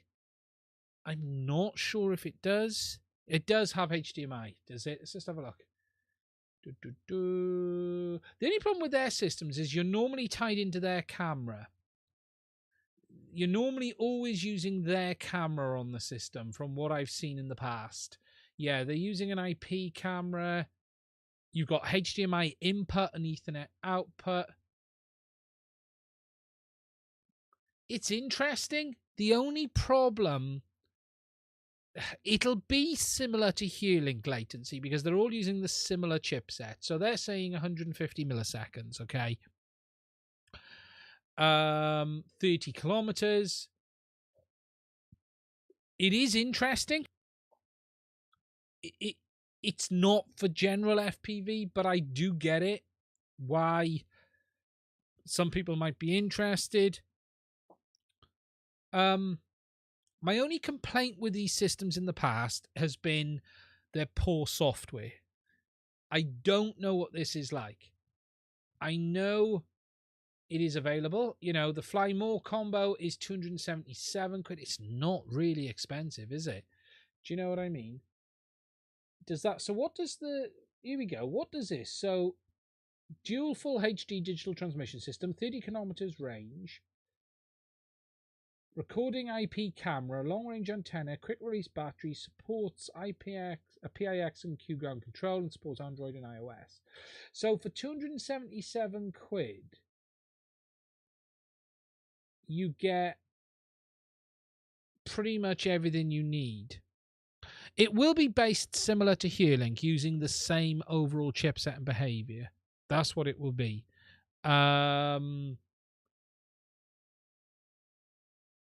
OLED touchscreen on the unit. Do they say? Okay, so here we go. Outputs on this unit here. Oh, it's got Ethernet to HDMI. It's got Ethernet output, but no HDMI. You've got to go Ethernet to HDMI or USB-C via smartphone. And then the flight controller side, you've got the power, the IP camera, PWM, and telemetry, which looks fairly straightforward. So here's what you get in the kits. At that cost, I'm actually tempted to order one in to try. So on the FPV combo, you get the transmitter, receiver, IP camera, and long range antennas. And then on the FPV combo Fly More, you get that. You get a battery, a fast charger, and long range antennas. So the only thing, you could go for the FPV combo. Recording camera, IP camera, FPV hub. What's this FPV hub do? Anyone know? What's the FPV IP camera? FPV hub. Okay, so what's the FPV hub? Two-way input, one-way output, Ethernet port. So I'm guessing the FPV hub allows for two cameras. Yeah, OpenHD is going to be very similar.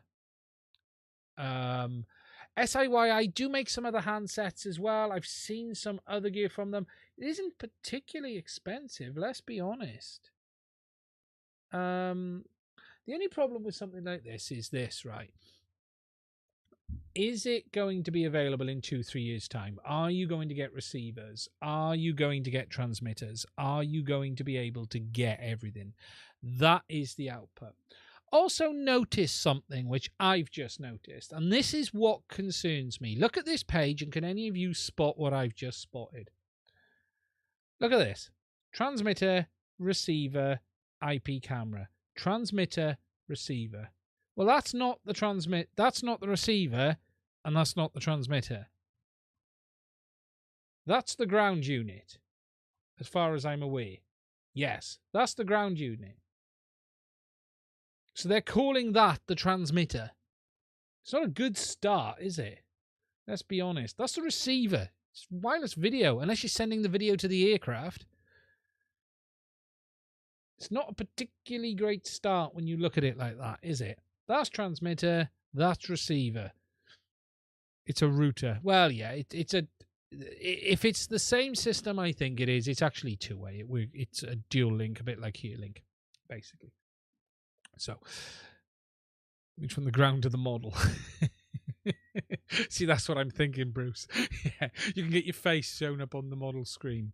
It broadcasts an image from the ground to the model. But it's never a good start, is it, when things are like this? It really isn't. I don't know. What is it with these companies? See, that's why people don't send me things to review, because you get those kind of responses when I look at documentation and go, okay, so why does this say this?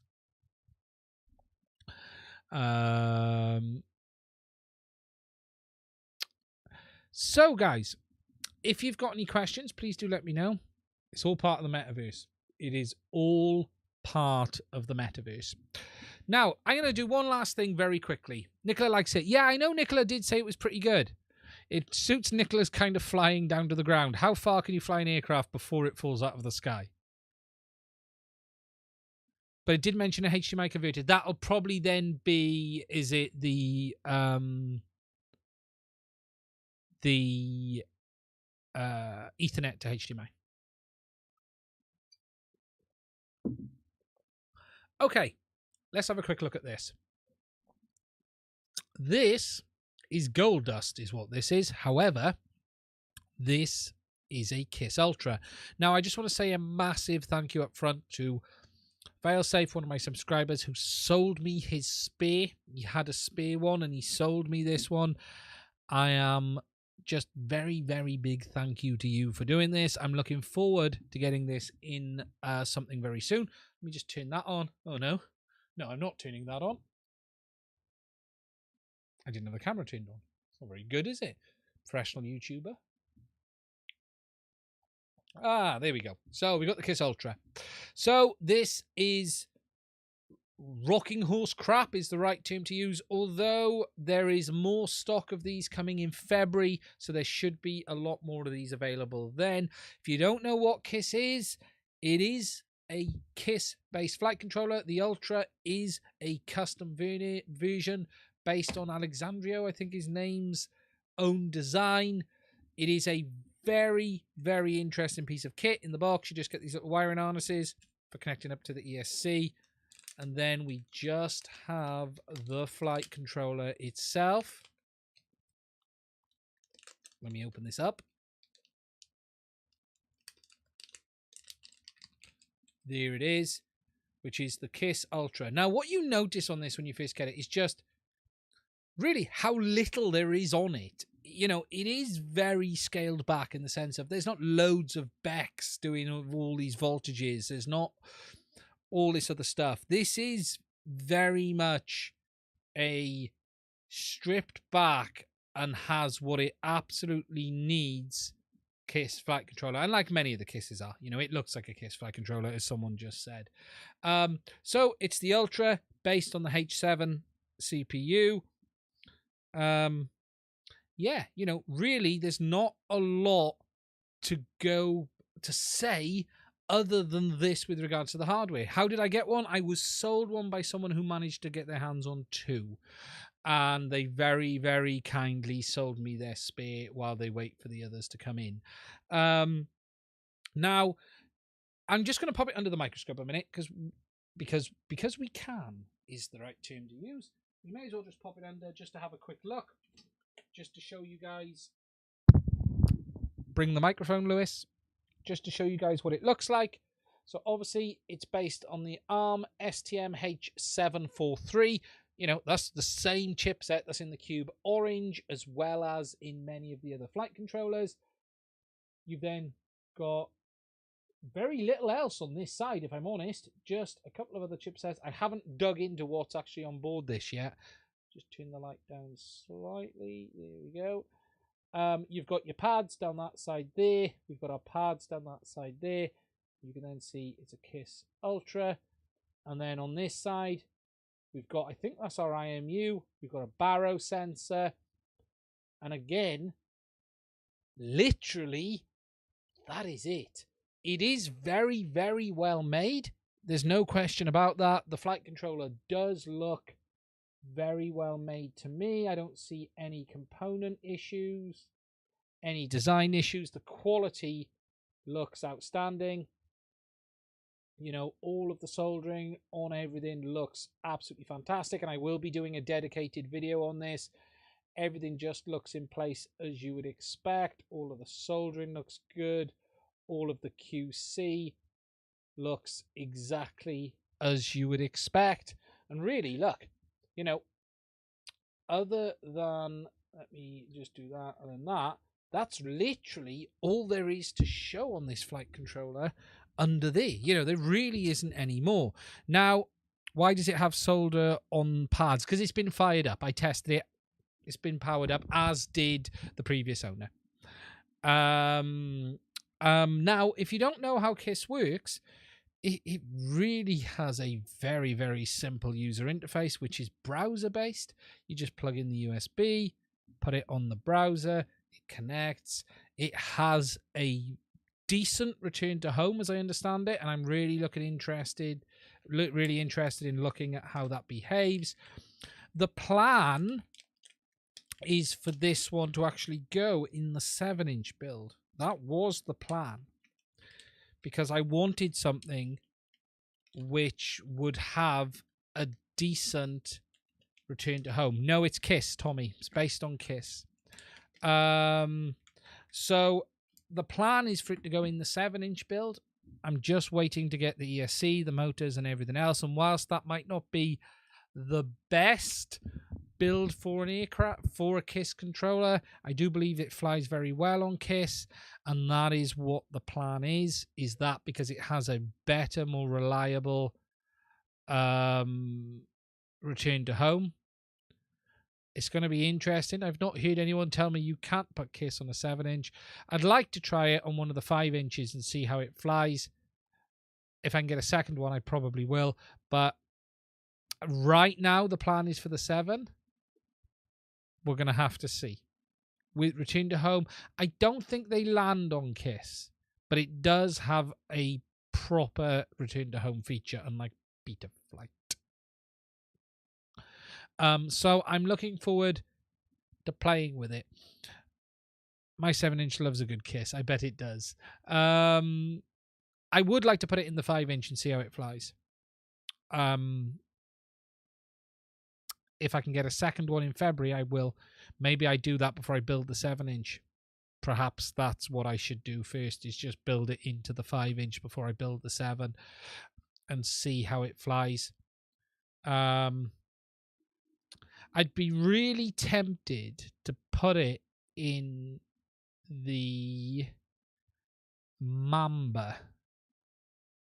Not the Mamba, the Diatone. Thinking about it.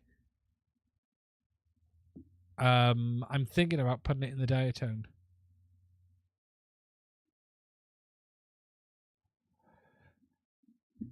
My 3-inch loves a good KISS as well. Sorry, I'm trying to find the mouse. My mouse has vanished. Where is it? I wonder even have the skill to notice it's better. That's always the question mark, isn't it? I wouldn't mind putting it in. I could be really tempted to put it in the Diatone actually and see how it flies. Because that don't fly great. I'll be honest. It's funny, right? I built 2 quads middle to the end of last year. One of them is the DJI based Speedy Bee frame, and that's using the Hobby Wing stack. And the second one I built is using, what flight controller was it?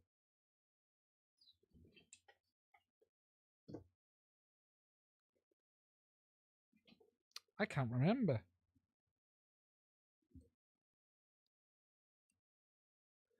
You know what? I cannot remember what flight controller I chose. But I'll be honest, it doesn't fly great. I've tuned it. It flies okay, but it just feels so much heavier than the Speedy Bee. And the Speedy Bee's got a DJI unit hanging on the back of it, full size DJI unit. The Speedy Bee flies so well. It's unbelievable. It just flies. This is a HDZero build. It's got the HDZero Race VTX version 1. That looks like a. That looks to me like it was another Hobby Wing flight controller. I don't think this has got the Hobby Wing stack. The stack's in the other one. Same motors, yes. I always use the Eggsings. ESC, it is a different ESC. It is definitely a different ESC. It is, I tell you what ESC it was, and I know it off the top of my head. It's an Acon. It is an Acon ESC. It just feels sluggish. Oh, it just doesn't feel the same. I have literally set them up identically. They've both got RPM filtering turned on. They've virtually got identical PIDs, just some tweaks, just, for the difference between them. It just feels heavy. It doesn't even rotate the same. It just doesn't rotate the same. It's weird. Same motors, different frame. I can't remember what flight controller it is. I think this is a 20x20. Is it running 48? I'll have to check. What is this running? Let's have a look, shall we? Let's get the strap off. I can't remember what flight controller I put in it. I swear that's a Hobby Wing. My Fancy 32 one didn't impress either. Yeah, it's weird. I haven't dug into it too deeply, but because to be honest, right, I wasn't super concerned how it flew. If I'm perfectly honest, it's not. It's my HDZero build. I wasn't like, oh, this must be perfect. The best. Plug it in. That's what I'm just doing now. I can't remember. I know it's an Acorn ESC. Let's have a look. I cannot remember what flight control was. Just wait for it to connect. Takes a second.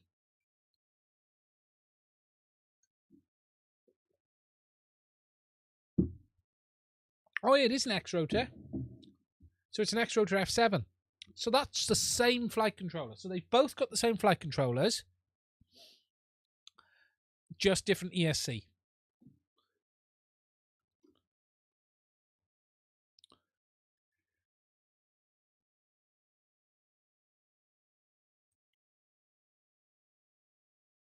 Gyros at 8 hertz. 8 kilohertz, not hertz. Both at it's a D-Shot 600.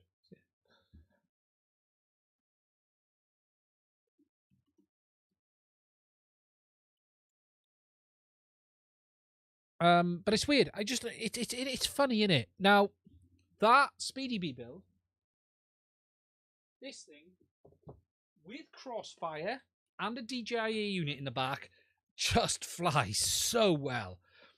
The day I put this together and flew it, I was just like, this is just locked in, if you know what I mean. It just feels locked in. It's still covered in mud from the last crash it had. Yeah, look at the props. I haven't cleaned it since it was out at all. You know, this is definitely Hobbywing stack. Is this a Hobbywing stack? You know what? Perhaps that's the Hobbywing stack. No. No. I've clicked. Right. Brain FPV Brain FPV Radix. That's what that's got. Brain FPV Radix. I do like my Brain FPV flight controllers. Brain FPV Radix. That is a full Hobbywing stack. It's not Acorn. I've clicked now. I know where I'm at. So, Brain FPV Radix and a Hobbywing ESC.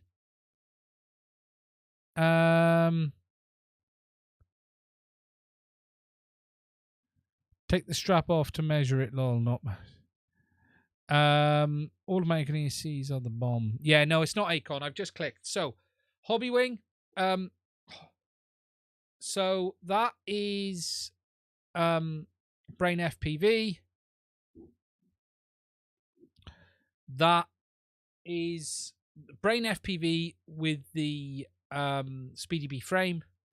And then this is the Hobbywing stack. Now, the Hobbywing stack, it just feels sluggish. Just is sluggish. It really, really is. And I'm just not 100% sure why. No matter how much I've pushed the PADs, it just doesn't feel as tight, as sharp, as what I want it to do. Give it wings. Yeah, I couldn't remember. That's definitely the Hobbywing stack. It's not, it doesn't fly bad. It's not, it's not terrible. Gotta go, vids to edit. Stay safe, Bruce. We'll be finishing up now anyway. The Acorn ESC is in the Thug. For those who haven't seen the Thug, where is she? This was my old retro build, and this is my slammer. I call this the pig, because this is my absolute slamming build. It's been rebuilt a few times now. This has got a Vista jammed in the back of the frame. Acorn ESC, can't remember the flight controller. This is you think that's got thick arms? Look at the arms on this. This is the pig. This is the pig. I thought you did, David. Yeah, I know you use your hobby. I don't know. Something just feels off on it. I'm not sure why. I'm not sure why. Yeah, this is the pig. This is my little smasher build. This one. I use this as my practice aircraft, to be honest.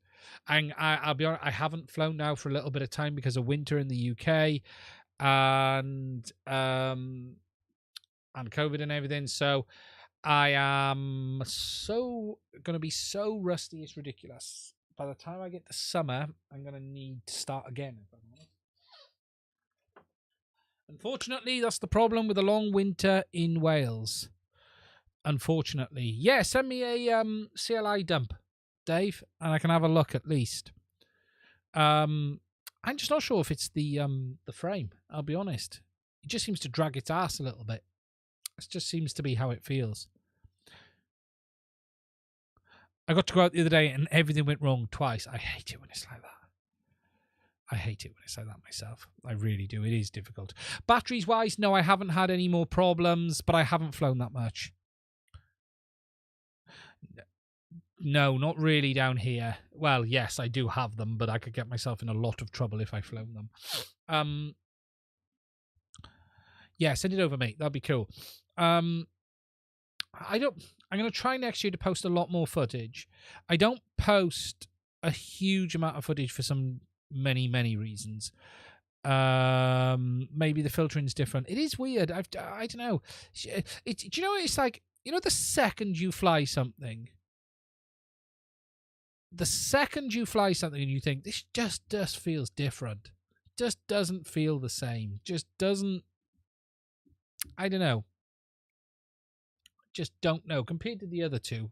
It just, I even jacked the PIDs right up. I even jacked the P gain through the roof. It was like, come on, I want give me some pace. Looked at the footage, Jennifer, forgot to change the props. That always sucks. Can't wait for the weather to get better. Hasn't been much better in Cardiff. It's been shocking. The last month plus, it's been rain every day. I don't think I can recall a day where it's not been rain. And if it has been a day where it's not been rain, I've not been able to fly. It's just been horrendous. It's like latency and packet rates. It's surprising what you feel. Yeah, you just know. The second I built it and flew it and I started doing my PID tuning, just the normal stuff, and I was just already, within 5 minutes of messing around with the PIDs, I'm already sitting there going, this isn't going where I want it to go. I'm not getting that feel where I want it to go. I want it to go that way, and it wasn't going there. And, I shoved the D gain through I'm shocked I didn't burn a motor, actually, because I just kept pushing the D gain until they got hot. And here's something weird. They just kept never getting hot. There's something really strange. No matter what I did with the D gain, the motors just weren't getting hot. And that, not hot. They were warm, but they just, it just wasn't doing what I expected it to do. It's weird. It's really weird. Very strange indeed, but it's just at times, you tune a quad, and that's why I'd like to try the nasal or the nagal. I would still love to give that one a try. Depending on what I do with FPV goggles, it's a very expensive month this month. I've got to pay tax bill and stuff like that, so I can't be spending lots of money this month. However, another good 2 or 3 months, if I don't get new FPV goggles, I'm going to go all out and get the Nagel, I think. I think it's the Nagel, is it? The iFlight. I want to do the 7-inch build. That's going to cost a bit of money. But I'm a bit of time off that. The 7-inch has got to be ready for summer. The 7-inch doesn't need to be ready for the next 3 months, 4 months. I don't need it yet. It's it's either Skyzones or wait for the HDZeros. Yeah, it really is. I think it's the Evogue, the iFlight Evogue. Is it the Nagel? iFlight FPV.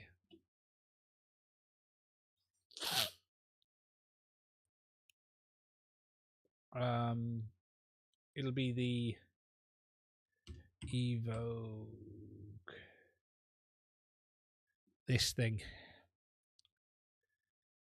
This is a very, very good drone. A very, very good drone. And yeah, I'm very tempted. But if I go for it, I'll be going for it 6S.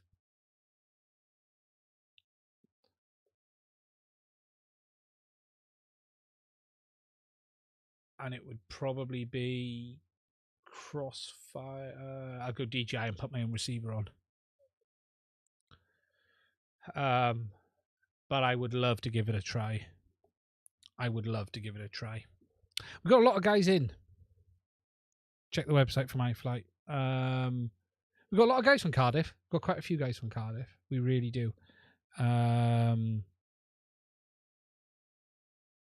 Too big a wheelbase. Yeah, I'm no bridge diver. This year I spent a lot more time this year getting my skill back up to where it was. At least it was a period of time ago, but I ran out of time this year between flying and everything. I'm going to be committing myself this year to do 2 packs every day in summer. Something I want to do is, if it's dry, I'm going to fly 2 packs a day. Malware permitting, obviously. And yeah, Team Woolly Sheep is some great guys up there. But I'm going to be doing 2 packs a day, and I want to try and get to a certain level again, like I was a few years ago. I am incredibly rusty at the moment. It's just, you don't forget, you don't stop, but you do get rusty. There's no question about that. You do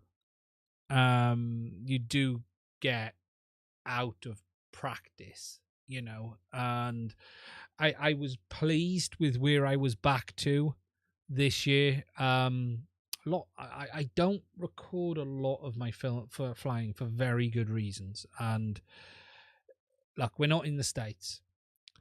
I'm not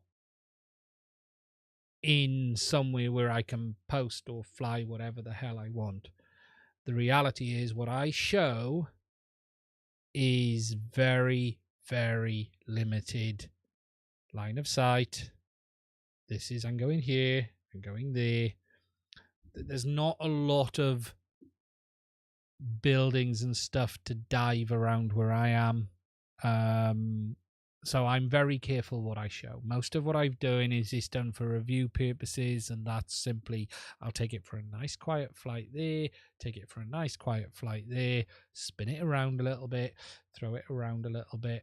One of the reasons I built the pig I talked about earlier was my smasher, and I spent a lot of time getting used to just literally proximity, literally keeping myself a foot or two above the ground and keeping off. It's not hitting it, because that's the bit you sort of lose at times.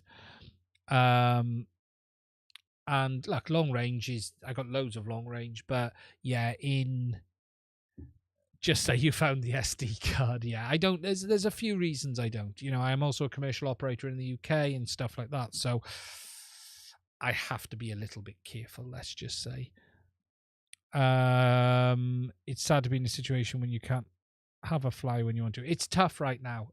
The weather here is absolutely shocking. I went today to fly. I today went out to try and do the review for the Mavic 3. My first day out of lockdown, I was there for 35 minutes and it started to rain. And I had to give up and come home. It's just the way it is right now. You cannot do anything. You really can't. So it's just hard. It's hard in winter here. Where I live, winter is very, very long and very, very cold and wet and horrible. And that is, as many of the guys in the chat are, there's a good bunch of guys here from Cardiff way, and it's all the same, and they get even a bit better up there. Where I am, it's just shocking all of the time. So but no, the plan for I tell you who I do envy is JB has that. He has such a great little flying track outside his door. I actually, in the sim, always fly JB's house. Nowhere near at the level JB flies it still neither. You know, JB is a sharp fella on the sticks. I can't do too much sim flying though. I don't know about you guys. I always feel sick as a dog. I always feel sick as a dog on the sim. Try living on the west coast of Ireland yet. It's shocking. But yeah, JB does have like that great flying area outside his house. Must be lovely to walk out on your doorstep, sit down and fly. JB is really good on the sticks. People underestimate JB. JB's really good on the sticks. And it must be fantastic to have that outside. You know, I can't imagine walking out this garage into the garden and then just going and doing that. High refresh rate may help with sim nausea. That's interesting. I'll try jacking it up. I always feel sick as a dog after the sim these days. So much so, right? I can go on the sim and then for like 20 minutes and I'm knackered for the day. I just feel sick all day. JB, it just must be so nice to have that on his doorstep. It really must. And again, if he crashes, he can just walk down the garden and get it. That's the great thing for him, isn't it? If he crashes, just walk down the garden and pick it up.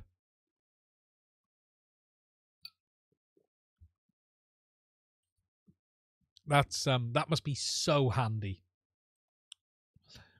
But yeah, you know. Yeah, you should try not to lose aircraft. It's a lovely flying spot. It really is. It must be nice to have that, you know, that dedicated area.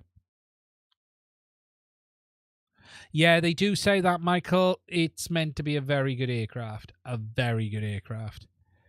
It has been a very long time since I've bought an RTF drone. And something I did say, I was talking to Chris Rosser about this, actually, when I was on the phone to Chris one day.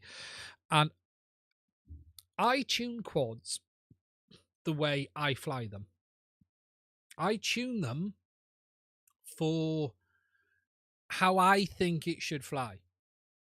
But it's been that long since I've actually flown something else.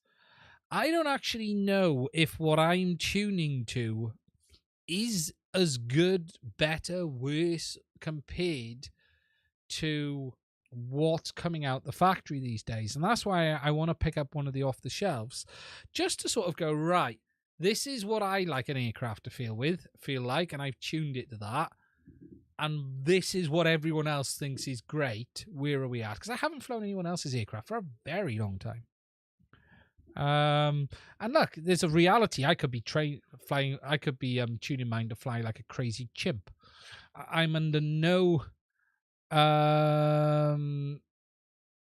Failed to get on the Discord. You're not on my Discord, Peppermint. You got to be on the Discord. Anyone can join. I mainly use UAV text presets. 9 out of 10 times I'm happy. Omega V2 is right out of the box. Yeah, I'm just intrigued to feel how, an off-the-shelf feels. And I was saying to Chris Rosser, because Chris is big about his tuning and his vibration.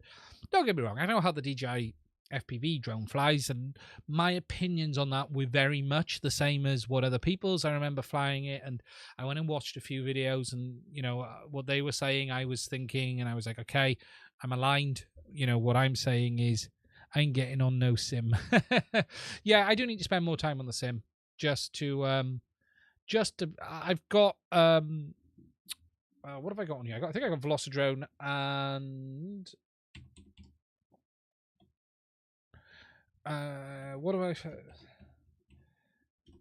What was I flying mostly? Let me just check on Steam because it's on Steam.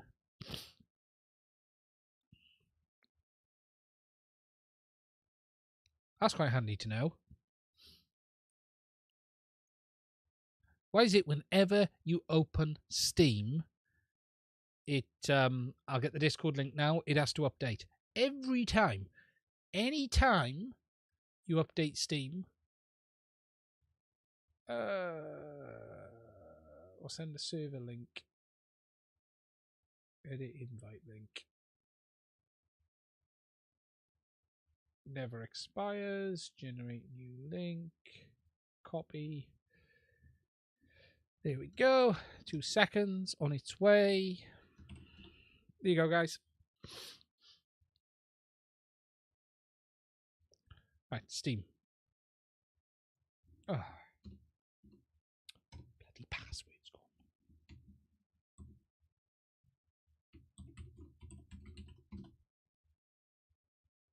Why does the password always go?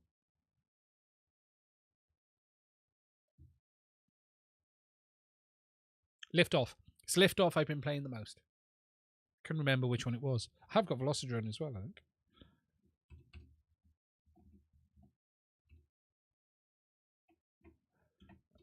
Have I got Velocidrone? I thought I had Velocidrone.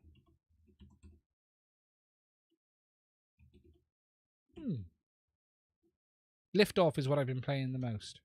Definitely Liftoff. I also like flying JB's Yard. It's quite fun. Yeah, that's the nice thing about it. It does. I just don't like feeling sick.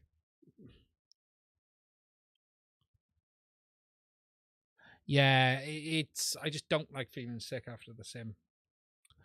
I did. It's very beta.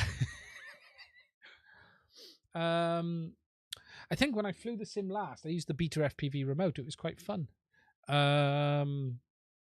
It was quite fun. It wasn't too bad at all. But no, I don't. I use USB. My computer's next to me. USB's there. It's not a problem. Try flying the sim in your goggles. Yes. Well, that would be nice. I should try. The resolution's quite low. That's a point. You can't DJI, but when I still got them. Let me just have a look at something. Oh, I do. Any of you folks remember these? Does anyone know what these are? Yeah, I don't really like the DJI sim. It's a bit delayed. Doesn't feel as good. Does anyone remember these? It's actually not a Quantum. It's pre-Quantum. It is the Headplay HDs. This was the pinnacle of FPV.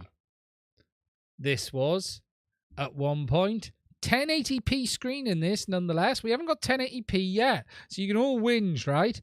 1080p here. Headplay HD.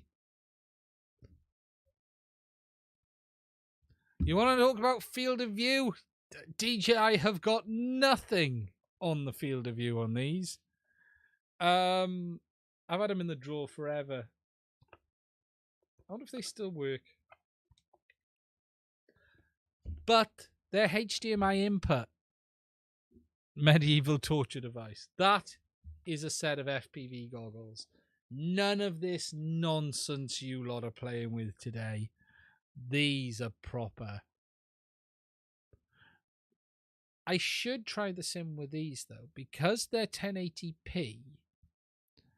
They should look fairly decent. HDMI, yes. HDMI input as well.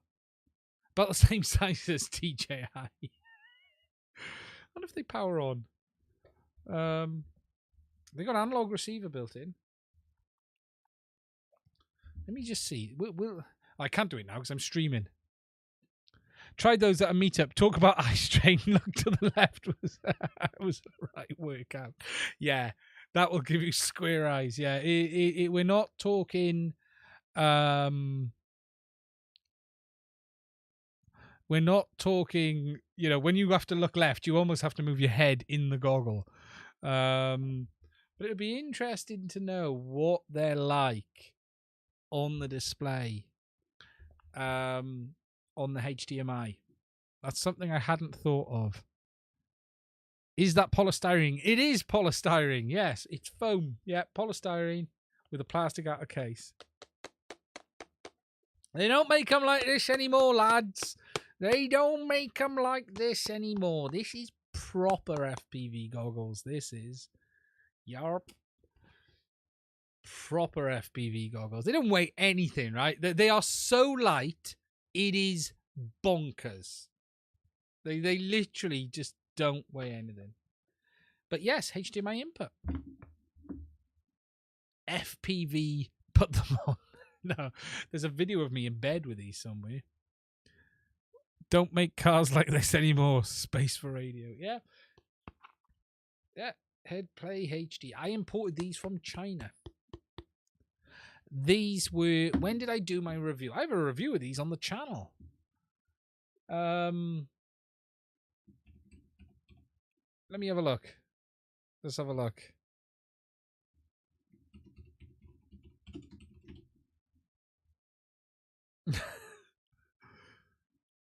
Was it set to Pornhub? Well, all the reviews on these are 5 to 6 years old. Looking on YouTube. So all the reviews are 6 years. Yeah, 6 years old. I wonder if mine come up. I wonder if my one comes up. Headplay HD. I did do one. Way! 6 years ago. 6 years ago. Same time I bought my Dominator V3s. That's the last time I bought FPV goggles. 6 years ago. That's the truth. I've been using my Dominator HDs. Dominator version 3s.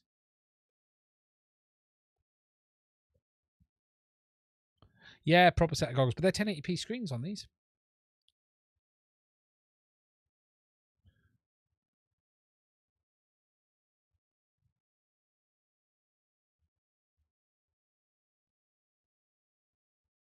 Too tall for my hair now. Yeah, my hair stayed the same height and I kept growing through it.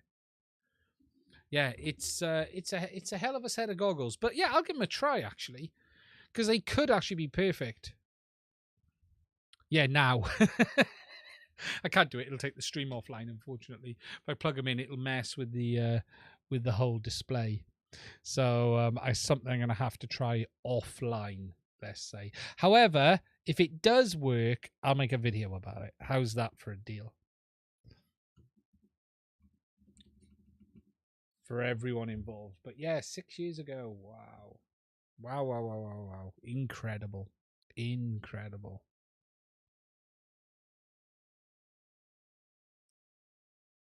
Yeah, my Dominator V3s, they've been my main FPV goggles, not the greatest.